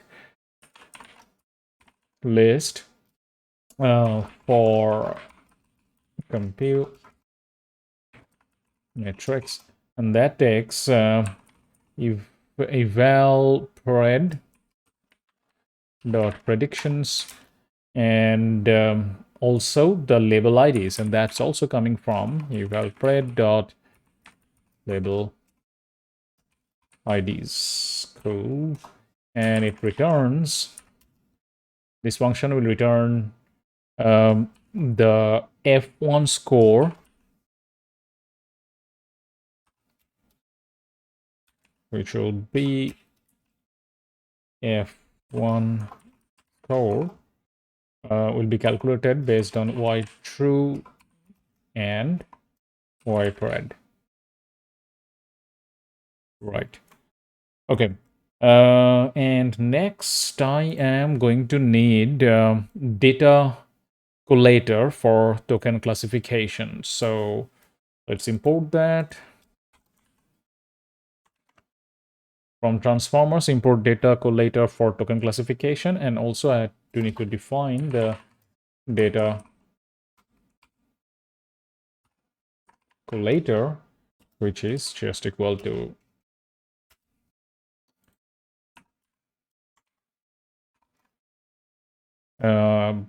I need to pass the XLMR tokenizer. Yeah. And yeah, so, and we need the data collator so we can pad each input sequence to the largest sequence length in a batch. Transformers provide a dedicated data collator for token classification that will pad the labels along with the inputs. So data collators are objects that will form a batch by using a list of dataset elements as input. These elements are of the same type as the elements of train dataset or eval dataset. And padding the labels is necessary because, unlike in a text classification task, the labels are also sequences. One important detail here is that the label sequences are padded with the value of -100, which, as we have seen earlier, is ignored by PyTorch loss function during the training. Now, another small function called model init required for the training. These are all standard function for NLP transformer projects.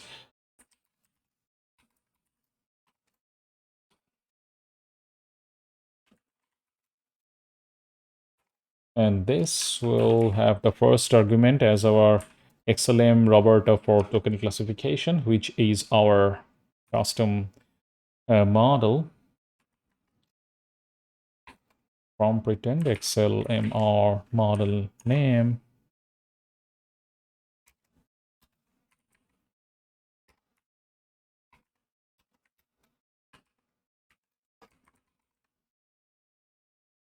And pass this whole thing to device. Right. Finally, the actual training code, which will become, I think I have already, no, I have not imported the trainer. So first import transformers. That's the trainer. And then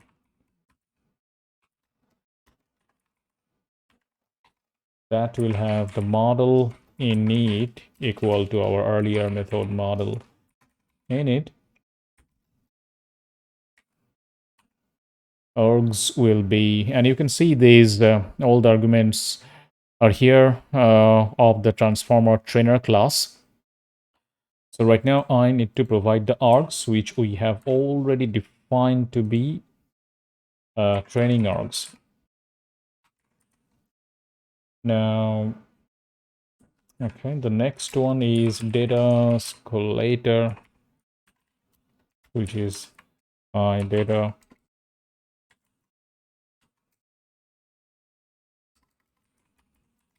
collator.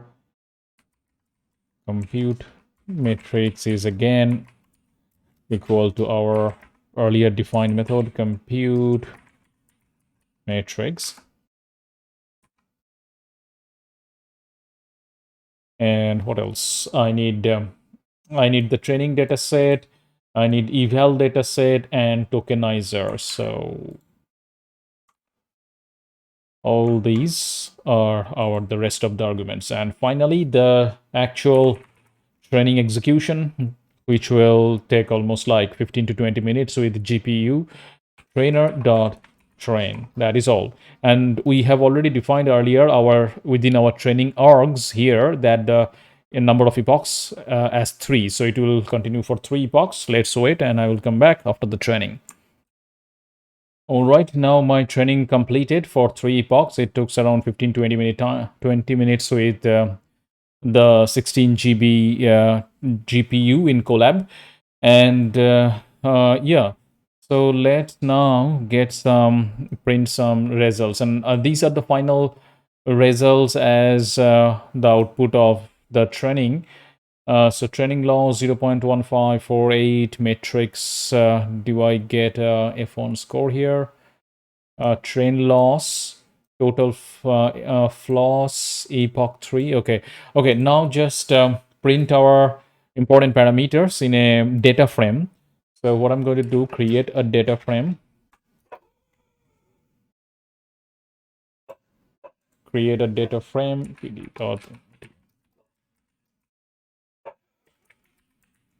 Trainer. Remember, trainer was the variable name that we defined earlier, which is coming from here.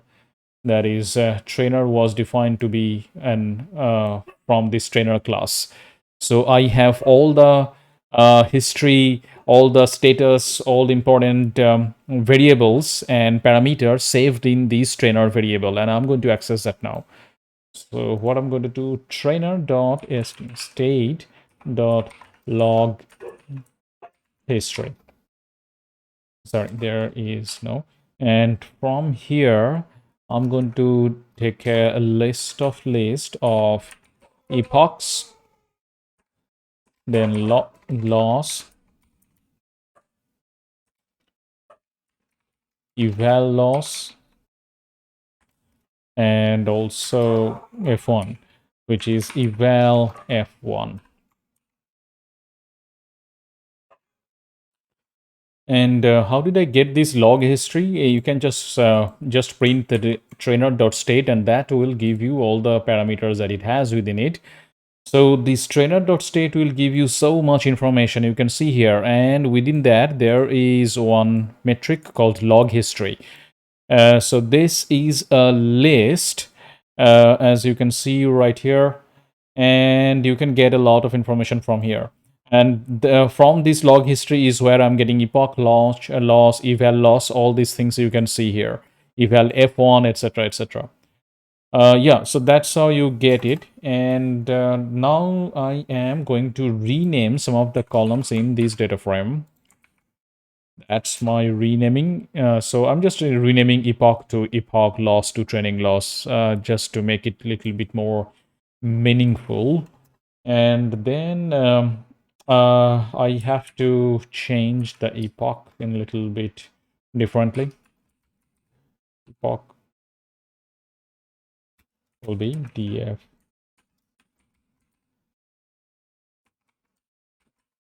Just a lambda function here.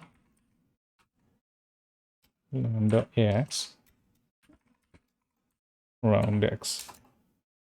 And I also need to do little changes in my training loss. Df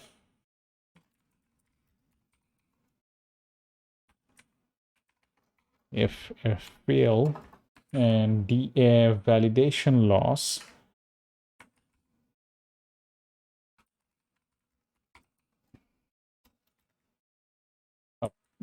also the f1. So I have to wrap it within another list. Df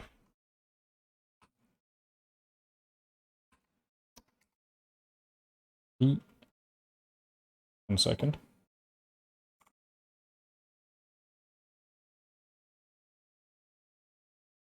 So this will be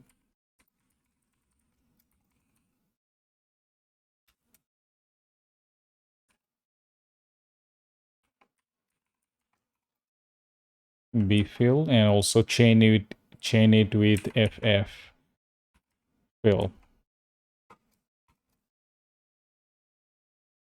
And finally, df dot drop duplicates.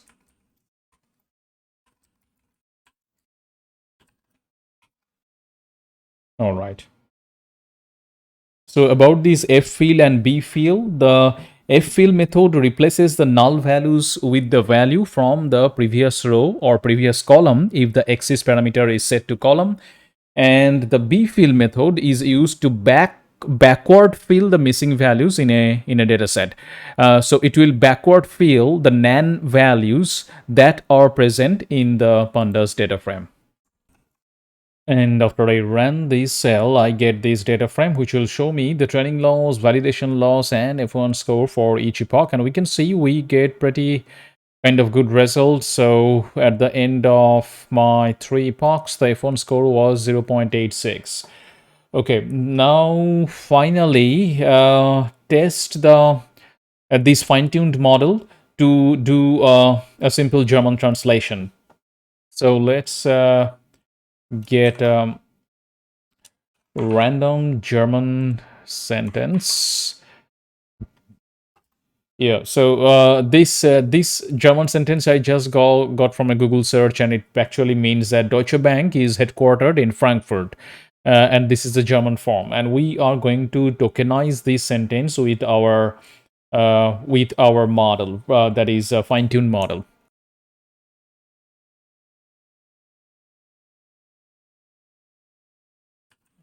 So I'm going to use that util function get any R tags from text and model that we wrote earlier. To that, I need to pass text de, then my tags, and this trainer is our trained variable. So this is where from here I'm getting the fine-tuned model. And lastly, the tokenizer.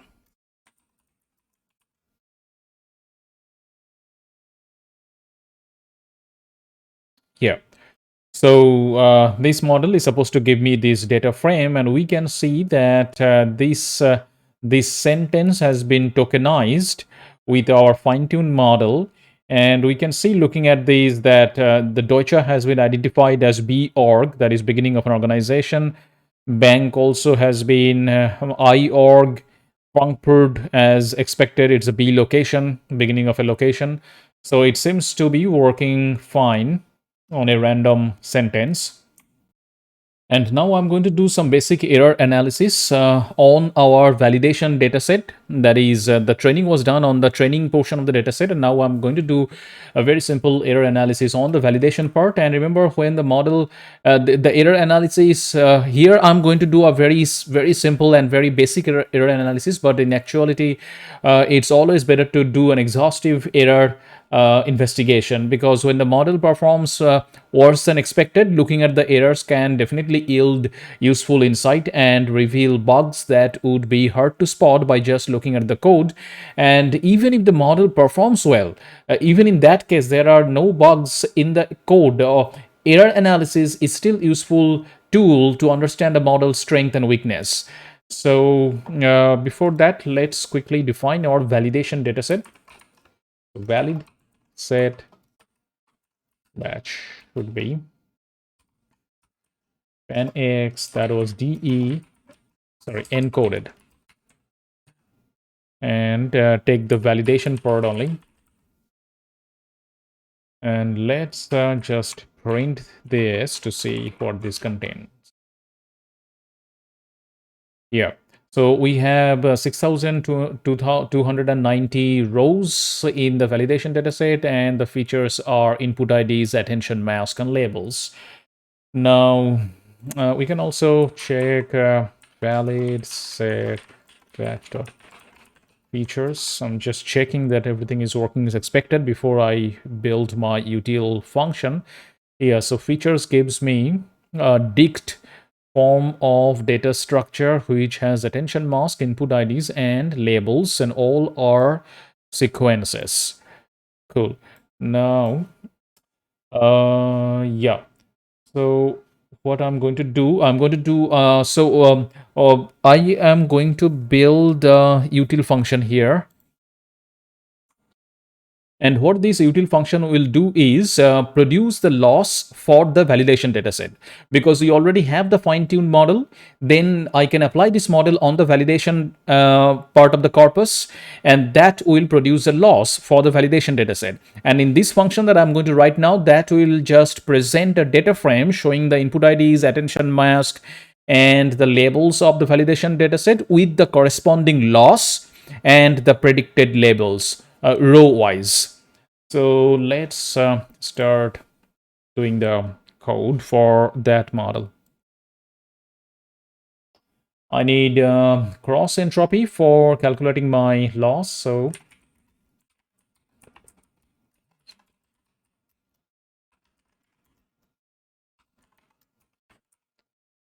NTROP, PROPY,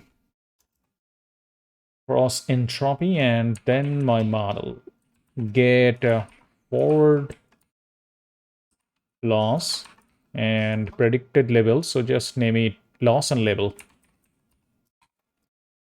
And it will take a batch of inputs. So first convert the dict of list to a list of dicts suitable for data collator. Features will be equal to, I am going to do a list of dicts. So dict, then zip batch and t for t in zip asterisk batch dot values. That's how we will get the values. Okay. Yeah. Now I'm trying to pad the inputs and labels and put all tensors on device. So for padding, I need to get data collator that we have defined earlier from the data collator module. So batch should be equal to features.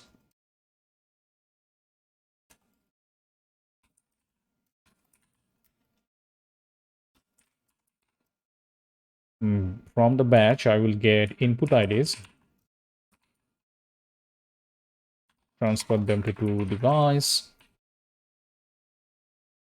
Similarly, similar kind of things I'm going to do for attention mask and labels as well. Mask, batch. We already saw that how I'm getting these input IDs, attention mask, and labels, because we know that these valid set batch.features has these three features: attention mask, input IDs, and labels. Yep.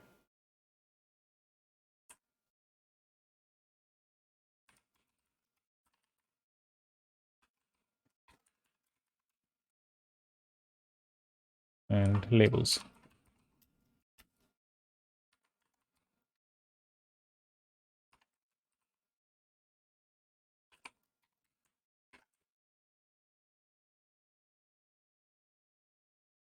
Mm-hmm.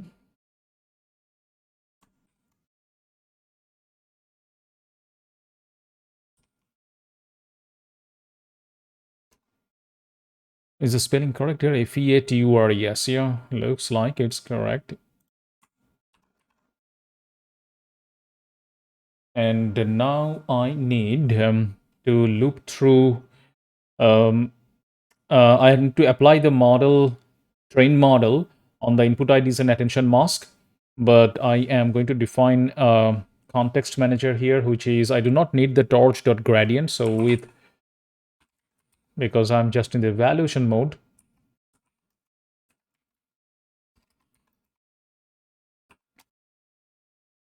So what I need to do is pass data through the model, trainer.model.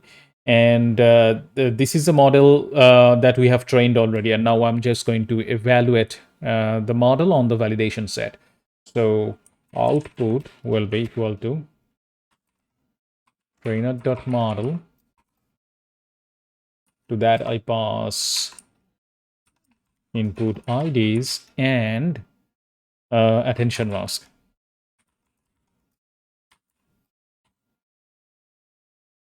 Now I need to get the predicted label, which I can get from the output logits, and I need to apply argmax on the output logits.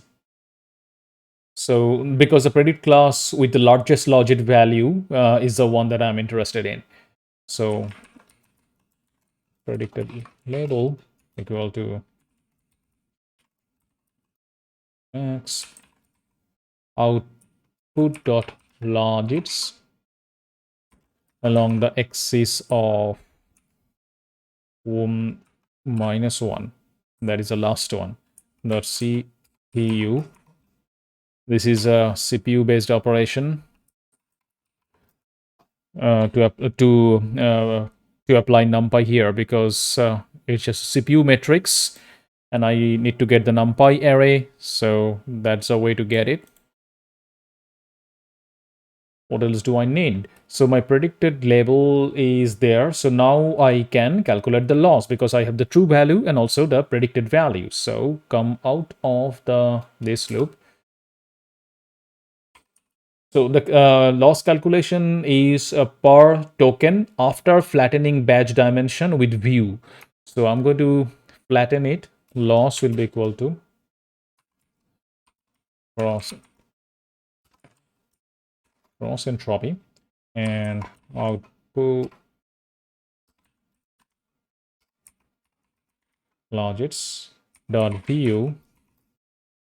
The first dimension is inferred and the second dimension is a number of classes, and we have 7 of them. And then I also need to flatten the labels.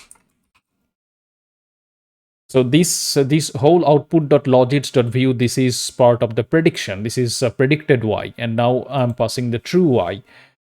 Labels.view.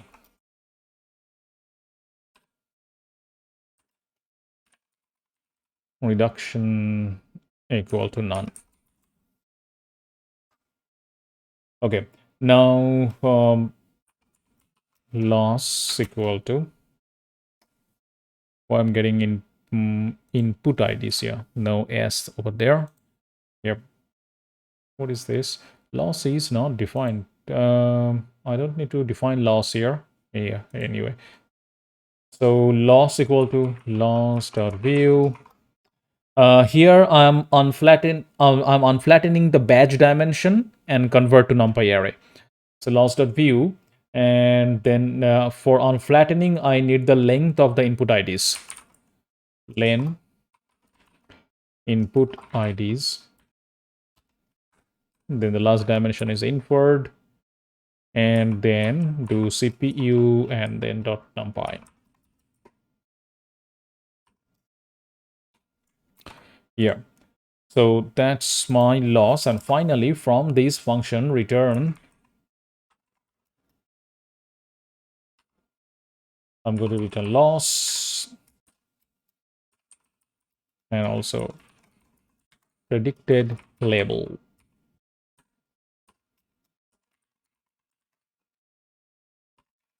And I'm returning these values as a dict format.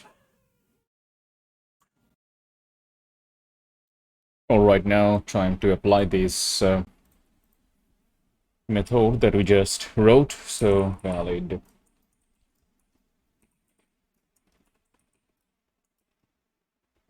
and I'm going to use the map method again. So valid set batch. On this data set, I'm going to apply that method with dot map.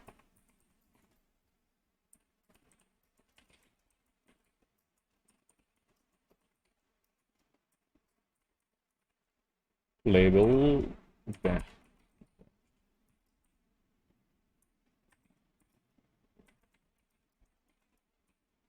That size equal to 32. And now convert it to a data frame. So valid lost. I'm going to use 2 pandas and then just print the df.head. Run this cell.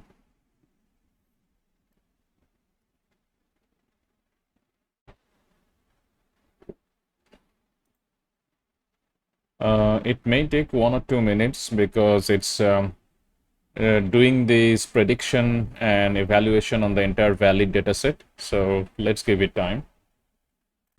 All right, after finishing the above df.head line, this is the output that I get. So this data frame contains predicted labels and the loss on the validation dataset based on our fine-tuned model. So this is the evaluation result or basic error analysis after we fine-tune the model. So we can see the first 3 columns were already there in the validation dataset, which is input IDs, attention mask, and labels. These 3 columns are already there, and the new columns that were added after the evaluation method is this loss and predicted label.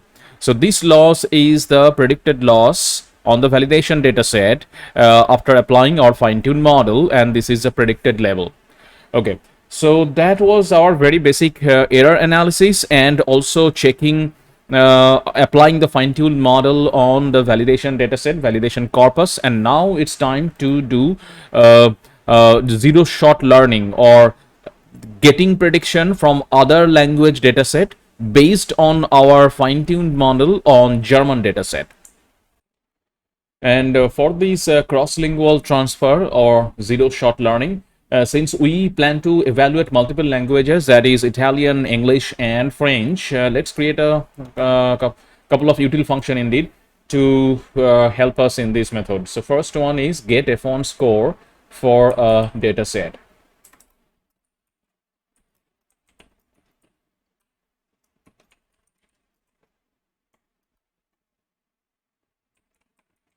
Trainer data set.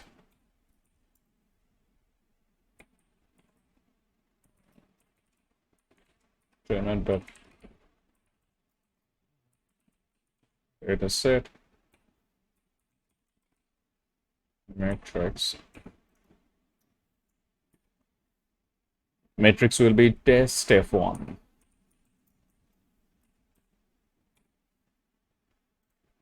And we can use this function to examine the performance on the test set and keep track of our scores in a dictionary. So F1 scores, I'm again using default dict.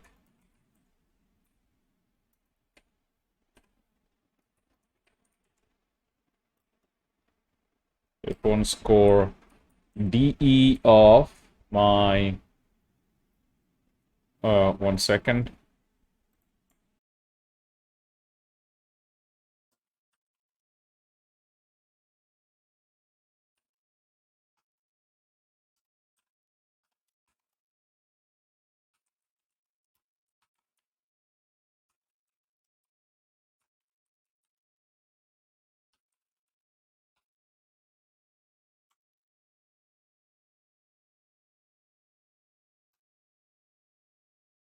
So here I'm just printing the F1 score on these D dataset.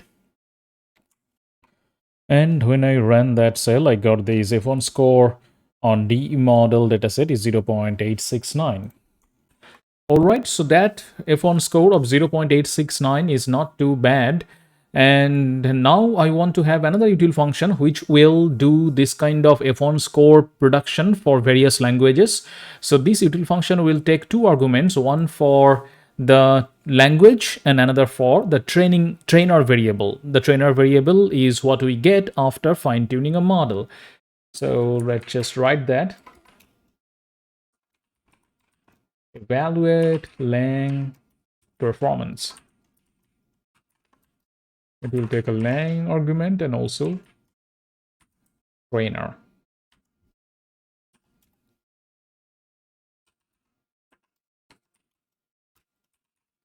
Sorry, because we are always working with encoded panics. So encode, was it encode panics? Oh yeah, I think so. Encode panics dataset and dx combined, and to that I pass a lang.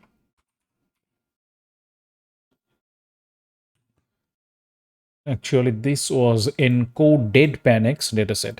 Okay, anyway, so panics ds, and then it just returns the F1 score, and for that I use our previously defined function get F1 score. Trainer and panics ds test, because the F1 score is on the test dataset for evaluation purpose. Cool. Now let's see its results as well.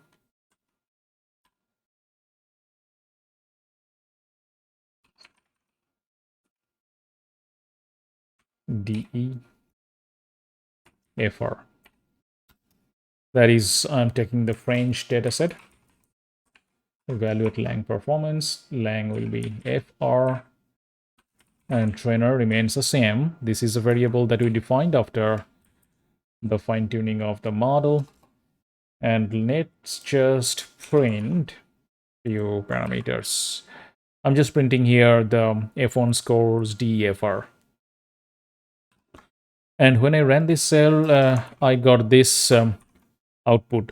Right now, I'm just copying it from another Colab notebook because that Colab notebook is right now busy doing some of the GPU operations. So I do not want to disturb it. I'm just copying the result output from that Colab notebook here. So this is the F1 score I got on French dataset, and we can see that there is a drop of about 15 points in this matrix here. Remember that our model has not seen a single labeled French example because our model was completely trained on the DE, that is a German dataset, but it still produced F1 score on this French dataset of 0.702. So that explains more or less the reduction in the value for the F1 score here. And in general, the size of the performance drop is related to how far away the languages are from each other. Although German and French are grouped as Indo-European languages, they technically belong to different language families. Normally, it is called Germanic, and the French fall into the Romance respectively. So yeah, so that's another reason for these reduction in the F1 score for this example of zero shot learning. Because, and again, zero shot learning here is because the training was done on German dataset, but that trained model was applied on the French dataset to get this F1 score. And now similarly also check the F1 score for Italian language. So it will be the exactly similar code. And now it's Italian. Evaluate lang.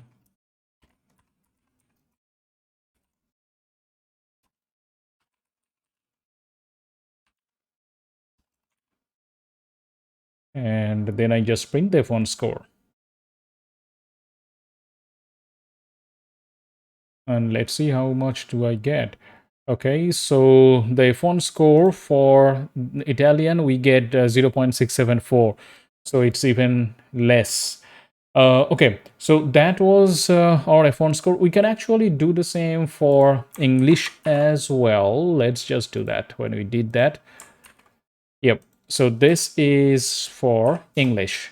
So only changes is that I'm passing en as a language to this function. And let's see. And for the English language, zero shot learning F1 score we got is even less, which is 0.592. So now a fundamental question, that when does a zero shot transfer make sense? So far we have seen that fine-tuning XLM-Roberta on the German corpus yields an F1 score of around 85%, and without any additional training, the model is able to achieve kind of modest performance on other languages in our corpus. So now the question is, how good are these results and how do they compare against an XLM-R model fine-tuned on a monolingual corpus instead of these multilingual corpus situation? And by monolingual, I mean that to get an F1 score on the French dataset, we will train the XLMR model on a French dataset itself.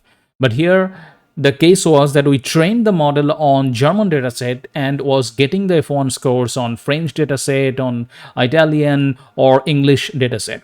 So in this section, in the next section, I will explore this question for the French corpus by fine-tuning XLMR on training sets of increasing size.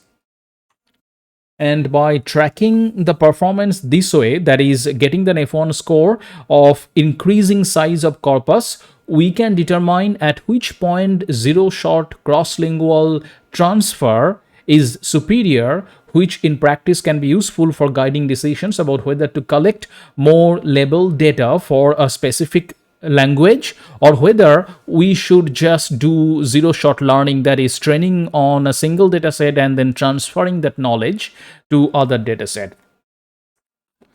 And for the purpose of the next section, for simplicity, I will keep the same hyperparameters from the fine tuning run on the German corpus, except that we will tweak the logging steps argument of training arguments to account for the changing training set sizes. We can wrap these all together in a simple single utility function that takes a dataset dict object corresponding to a monolingual corpus, then downsamples it by a particular factor and fine tunes XLM-Roberta on that sample to return the metrics from the best epoch.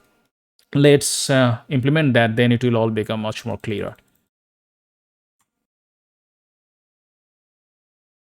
Encode pan x dataset. To this function, I just pass our combined pan x dx, pan x ds combined, and then take the French one. Okay. And I also need to define the matrix df, that is the result of the fine-tuning training on single corpus on the pan French encoded, pan x French encoded. That's the output that I'm calling here matrix df, and that would be the output of fine-tuning training on single corpus. To that I pass pan x before encoded. Yep. So matrix df. Let me write this code and then we will run all this together in Colab, because it needs GPU. So yeah, so that's my matrix df. All right. And now I am, just like I discussed that here my purpose is to show the F1 score for different sample sizes. So I am going to run these fine-tuning training on single corpus, this particular method on the training dataset for various sizes of samples. Oh, I see. I missed giving the second argument to this function, which is the number of classes. And no, sorry, num samples. Let's give it 250. Yeah. And when I run this cell, this is the output I get. So this is the F1 score for the after the 3 epochs, and we can see the F1 score is pretty bad here. That's because the num samples were extremely small, only 250. This is like a very low numbers for the number of samples. So the next step, just as we discussed, we will see how this F1 score improves when we increasingly take more and more number of samples over by running a loop. Let's write that code.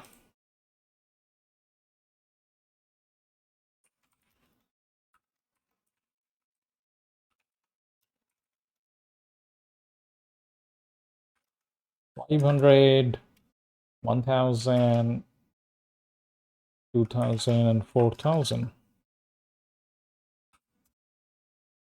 So I'm going to run the same fine-tuning training on single corpus, this method, this training util function for all these different number of samples. Matrix df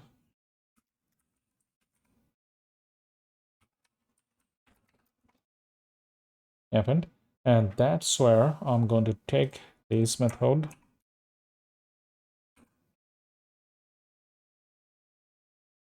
Okay.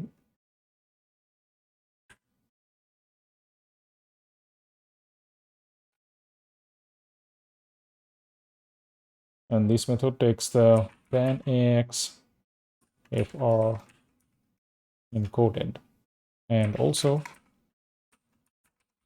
num samples. Ignore index. Good. And let's see the output of this, which is saved in a separate notebook. So here we see as we increase the number of samples, the F1 score gradually improves.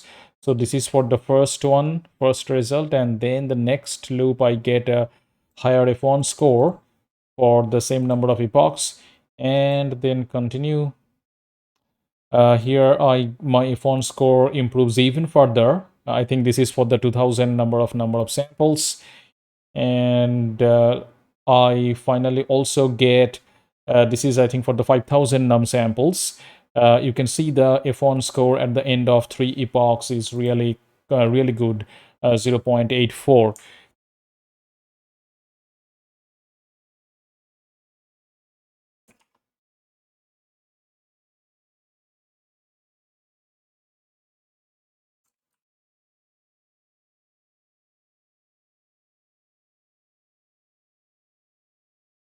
So let's actually plot this increasing value of F1 score in a with matplotlib. So that means that will be much more cleaner to present this improvement. So big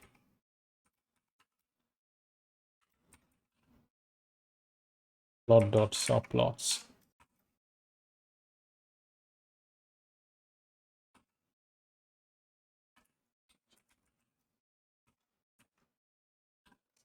So I will keep one line for the zero shot learning. That is when we trained on German dataset and applied that same trained model on the French dataset. That was the case for zero shot learning, and so we will keep one single line in this plot to for that F1 score, so that we can compare that whether zero shot is giving better result or whether monolingual training on specific dataset, relevant dataset that is, gives better result. So F1 score. So that was our DEFR. That is trained on DE and then applied the trained model for zero shot transfer learning on French.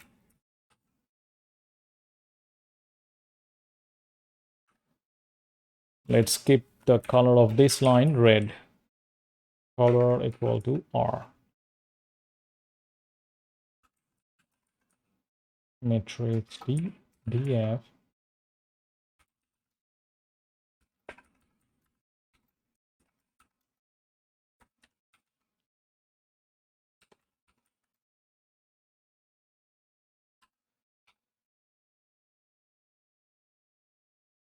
Let's define the legend.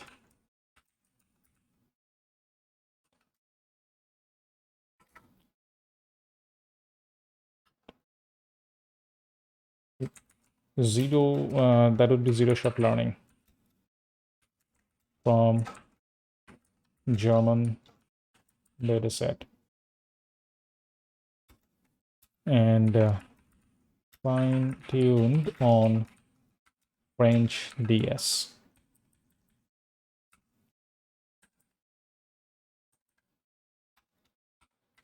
LOC equal to lower right.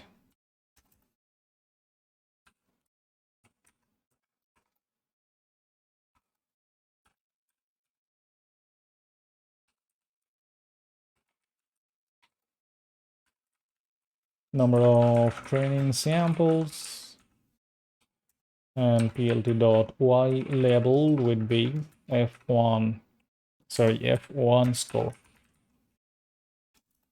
Finally plt.show, and let's directly look at the output. So here is the output that I got for that code. And so the important thing to see here is that this red line is what represent my zero shot from the Deutsche, that is a German language. And this blue line is what our monolingual training on the French dataset. And we can see when the horizontal line represent the number of samples. So when we initially started with 250, our F1 score was really bad. But as we increased the number of samples, F1 score really substantially started improving. And at one point, it exceeded the zero shot learning F1 score. So what we see mainly from this plot, that the zero shot transfer learning remains competitive until about 750 training example, that is around here. So I'm looking at the vertical point right here. So this pretty much around 750 number of samples. After this point, fine tuning on the French, that is this blue line, reaches or goes beyond the zero shot learning, and that's the main point that I wanted to show here. But remember that although we clearly see that training directly on the French dataset gives us improved result when the number of samples increases, but remember that getting domain experts to label even hundreds of documents on a particular language can be very costly, especially for jobs like named entity recognition, where the labeling process is fine grained and time consuming. The cost actually increases to get some language experts to really label a particular language dataset, and that's where the zero shot learning comes to play to save us. That is, we can just train on a single corpus and then apply that learning to other corpus, other language corpus, and that gives reasonably good result. Of course, when the number of samples really increases, zero shot learning gives, I mean, the fine tuned on the specific language gives better result than zero shot learning. But for a normal case, for a regular situation, when you do not have that much of data, labeled data on a particular language, zero shot learning is the way to go, because that gives reasonably good result. And now that this plot is over, another technique actually we can try here to evaluate multilingual learning is to fine tuning on multiple languages at once. So instead of training just on German languages, we will train on multiple languages and then see what kind of zero shot transfer learning F1 score we get on different languages. And now for that multilingual training, I have to concatenate multiple corpus. That is, I have to concatenate German with French, with Italian, with English. So let's just first quickly see that what a single dataset structure is in our dataset dict format in Hugging Face. So panxde encoded, this is how the structure is. It is a dataset dict structure, as you already know, because this is the structure we are working with right from the beginning, and it has train, validation, and test. So this is a single corpus. Now we have to concatenate multiple of this kind of corpus. And also remember, if I do something like this, that is panxde encoded dot keys, I will get the train, validation, and test. That is the three separate splits of dataset I will get. And these two structure we have to remember when combining or concatenating dataset. And for concatenating, I need to import a module called concatenate datasets, import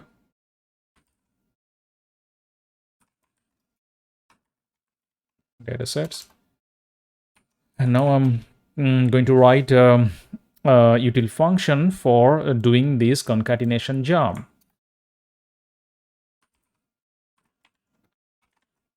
Concatenate splits. It will take a corpora which will have multiple corpus,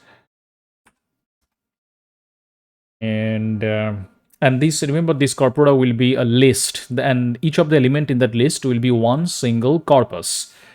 So it's a list of corpus. So first define dataset dict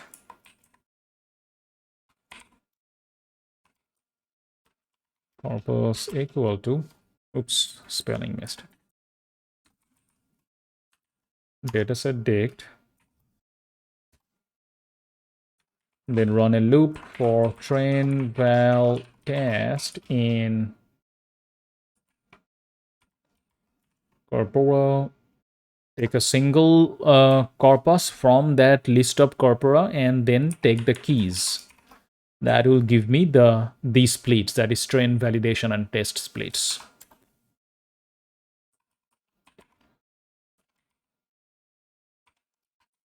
corpus train test val will be equal to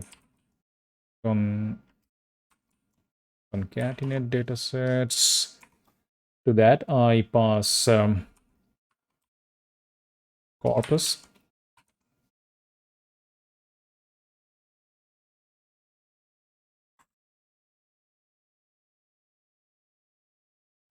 Corpus is a single corpus in that dataset. So corpus, it will be again the split. So the corresponding split, whatever it can be, train and test or val. Train, test, val for corpus in our program. List comprehension. And I need to shuffle it as well. Just a kind of practice you're following with a seed of 42. Yep. Now out of the loop and return this multi-corpus. Multi. Okay. Multi-corpus, yeah. And then apply this function or execute this function to get my panxdefr concatenated encoded. Let's make it equal to concatenate splits. And to that I pass panxde encoded and also panxfr encoded. So then that means this output will be a concatenation of these two datasets. Right. And next, I have to start the training configuration, etc. So just as we did earlier, training args dot logging steps, that would be len of panxdefr concatenated encoded train that divided by batch size. Similarly, I need to actually I should just copy it from my earlier configuration, and let me do that. Yep. That is all the configuration. I'm just following the regular practice that we have done earlier for our earlier training. So these are all the training configuration, and only change here is the name of the output dir. I am naming it as XLM-Roberta base fine-tune panx DE and FR, because now we are training for both Deutsche, that is German, and French data set. And when we run this trainer.train, let's see the output of that. And this is the output of our this particular training where we concatenated the German and French dataset. We can see the F1 score after the end of 3 epochs is pretty good, 0.86. Now, what I need to do is I need to check, just as the purpose of this was that we will train on this concatenated dataset, and then we'll check how this new model performs now in terms of zero-shot learning on some other dataset. So given that we have trained it on German and French dataset, I'm going to calculate the F1 score for the evaluation on English and Italian dataset on which they were not trained. So let's do that.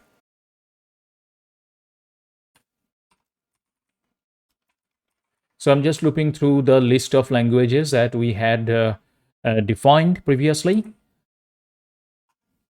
And I'll be applying our evaluation util method that we have defined earlier to get the F1 score on various languages. So F1 will be equal to evaluate lang performance, yep, lang and trainer. Right. And then I'm just going to print the result. That is all. Cool. Let's check the result. Now see, output of that particular this code, that is this looping code, will give me, because I'm looping through the languages, and these languages actually contain the German, French, Italian, English, all these 4 data set. And see the F1 score. So F1 score of DEFR model on DE dataset. That is, this is DEFR model, means our concatenated model that we just did the training on. And F1 score on this model on the German dataset is 868, 0.868. Now, for the next one, F1 score of DEFR model on French dataset is 0.858. And then the next one, this is interesting. So this is the out of the now they are predicting the F1 score on Italian dataset, which was not part of the original training dataset. And this is where the zero shot learning comes into play. So F1 score of DEFR model on Italian dataset is 0.797. And the last one is on the English dataset. Again, an application of zero shot learning here, because English was not part of the original training dataset, and I'm getting an F1 score of 0.668. So overall, what we observe is that it performs, that is, this multilingual model performs much better on the French split than before, matching the performance on the German test set. But interestingly, its performance on the Italian and English splits also improves by roughly 10 points. So even adding training data in another language improves the performance of the model on unseen language.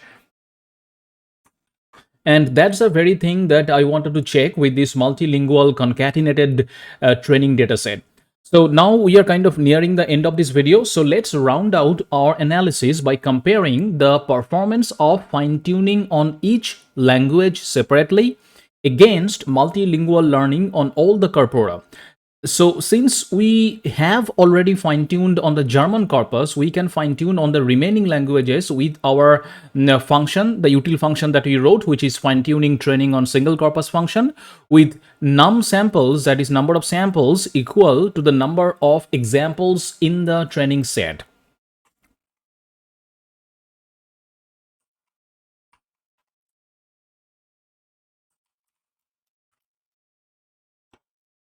This is, I'm just initializing this corpora variable with a single dataset called pan xde. And then over the next few lines, I'm going to append other dataset to it. So remember, while I'm adding dataset to these combined corpora variable, I am going to exclude the German from iteration. So for lang, in this languages variable includes German as the first element. So to exclude the first element, I'm just starting from 1 and then slice. Okay. Now tree.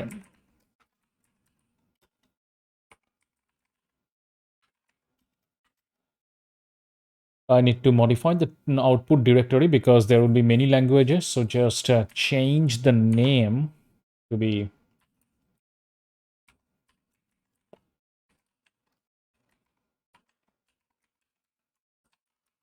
annex.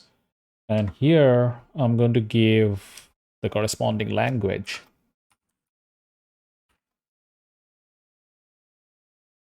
Now I need the DS encoded, that is an encoded dataset for this monolingual corpus. So I'm going to use this earlier defined method, encode panx dataset. Combined. From that, I take the corresponding lang. And then finally, the actual training. And for the actual training, I'm going to use the same function that we previously defined. Where is it? Anyway, the function name is fine-tuning training on single corpus. Let's just quickly have a look at this. Yeah, this is where it is defined. So this fine-tuning training on single corpus, as you can see, it is defining this all the training configuration that is that will be passed to the trainer class, and then it is running this trainer.train. So this function actually has a responsibility of executing the whole training.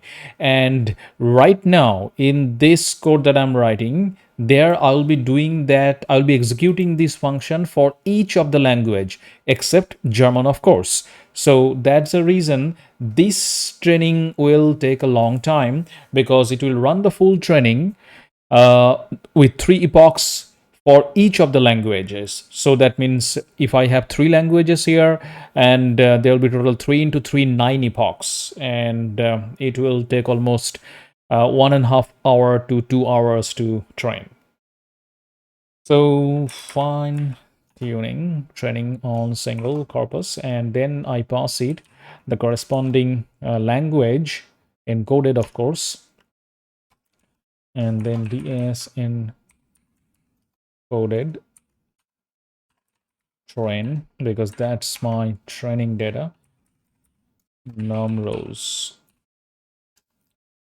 and then collect my F1 scores in a common dictionary, because this matrix variable will have the F1 score. So my F1 score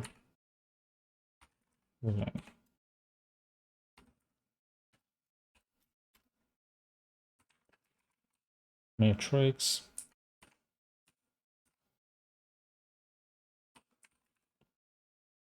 matrix F1 score, and then take the 0th element. Yeah, and finally add the monolingual corpus to list of corpora to concatenate.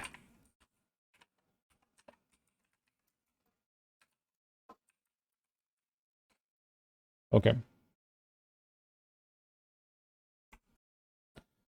Okay, the training went on for almost 1.5 hours in Colab with a 16 GB GPU.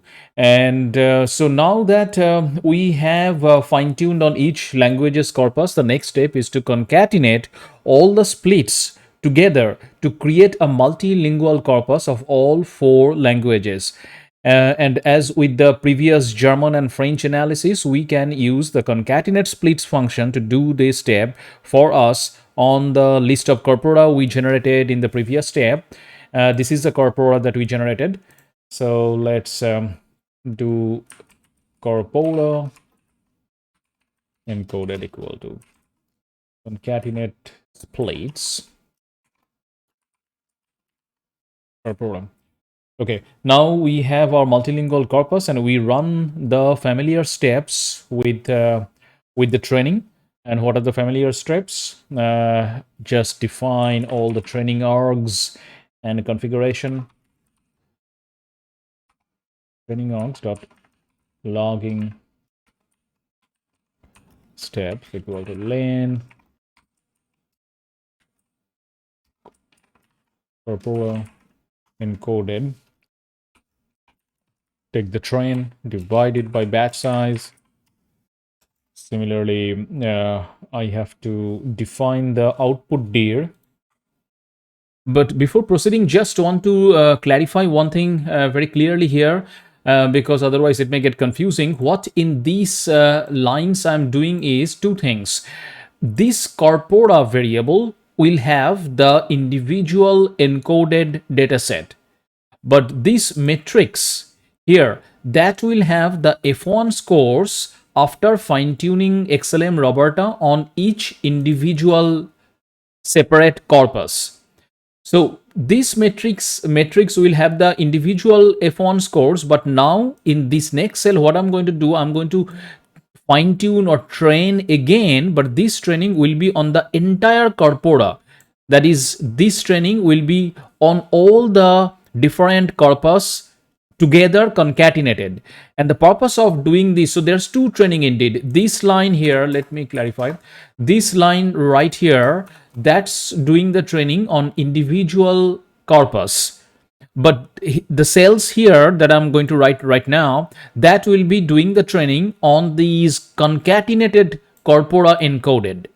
And then after these two trainings are done, I'm just going to compare the F1 score, that which one gives more sensible F1 score. That is whether it's better to concatenate all the individual corpus together or train them individually to get a better F1 score. So that's the main purpose. So there's two set of training going on here. Again, repeating, this matrix is doing the individual training on individual corpus, and the cells that this cell here, I'm going to do the training for the whole corpora together.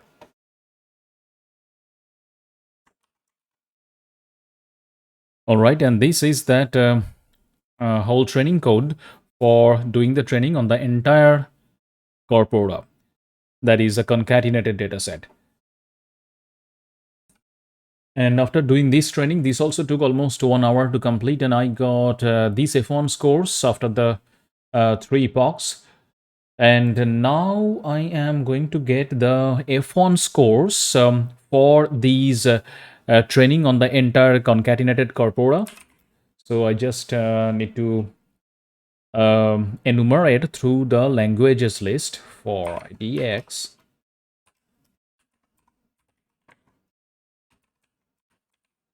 Languages. Remember, these languages has 4 individual language in it's a list.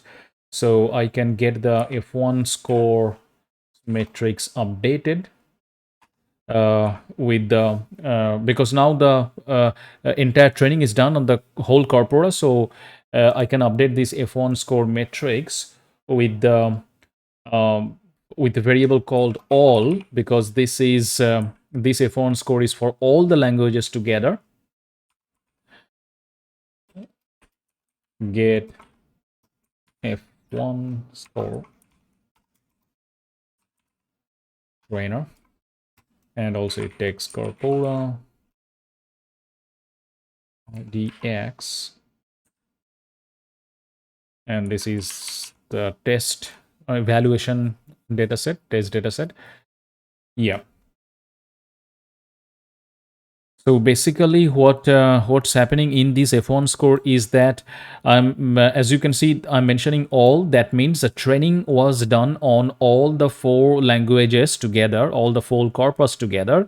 And then the second element here, I'm passing the languages. That means although the trainer variable comes from these model, which was trained on all languages, but then the F1 score is being calculated on an individual language, and that's what the second element makes sure that particular thing.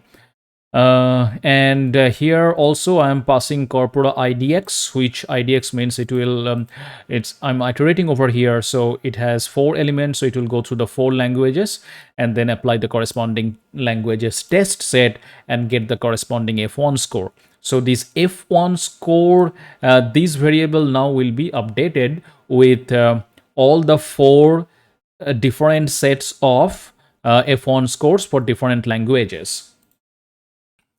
And what I just said here, that will become more clearer once we present the data in a proper pandas data frame in a tabular format, where there will be a matrix and there will be rows and columns, and we'll show that how the what was the base the model was trained on, whether it's an individual language or the combined language, and what was the different F1 score we got on different languages. So let's build the data frame.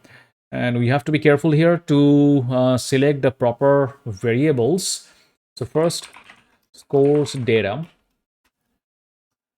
It will be a dict, and the key is DE. That is a Deutsche part. And there it's coming from F1 score DE. All right. Now, each language I have to loop through, I have to do a list comprehension kind of thing here over languages variable.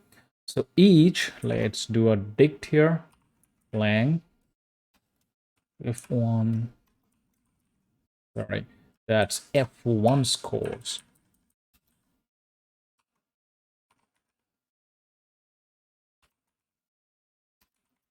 for lang in languages.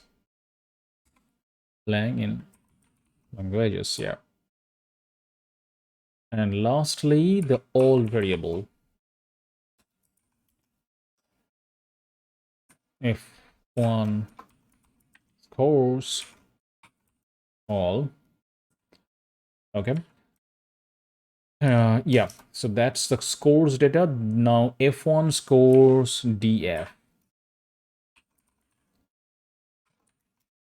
That will be a PD dot data frame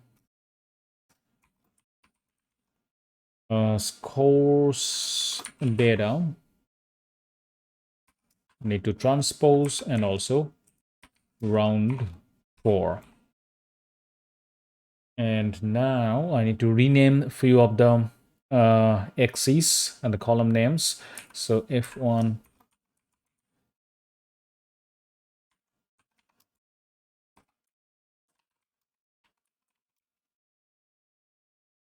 rename axis.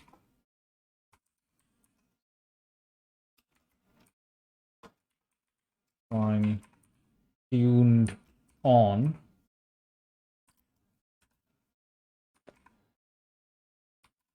columns equal to will be evaluated on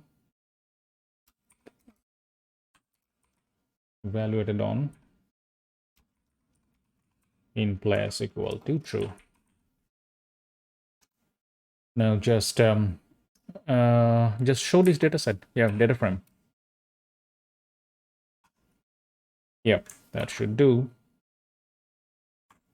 And this is the result. And looking at these data frame, now it's I hope it's becoming completely clear that what we wanted to achieve, that all our training were on different base data set, and our F1 scores was calculated in different situation on different languages. And what were the different situations? The different situations were that we calculated this is the important thing, that is fine tuning was done firstly on German dataset, then on each of the individual dataset, and ultimately on all the datasets concatenated together.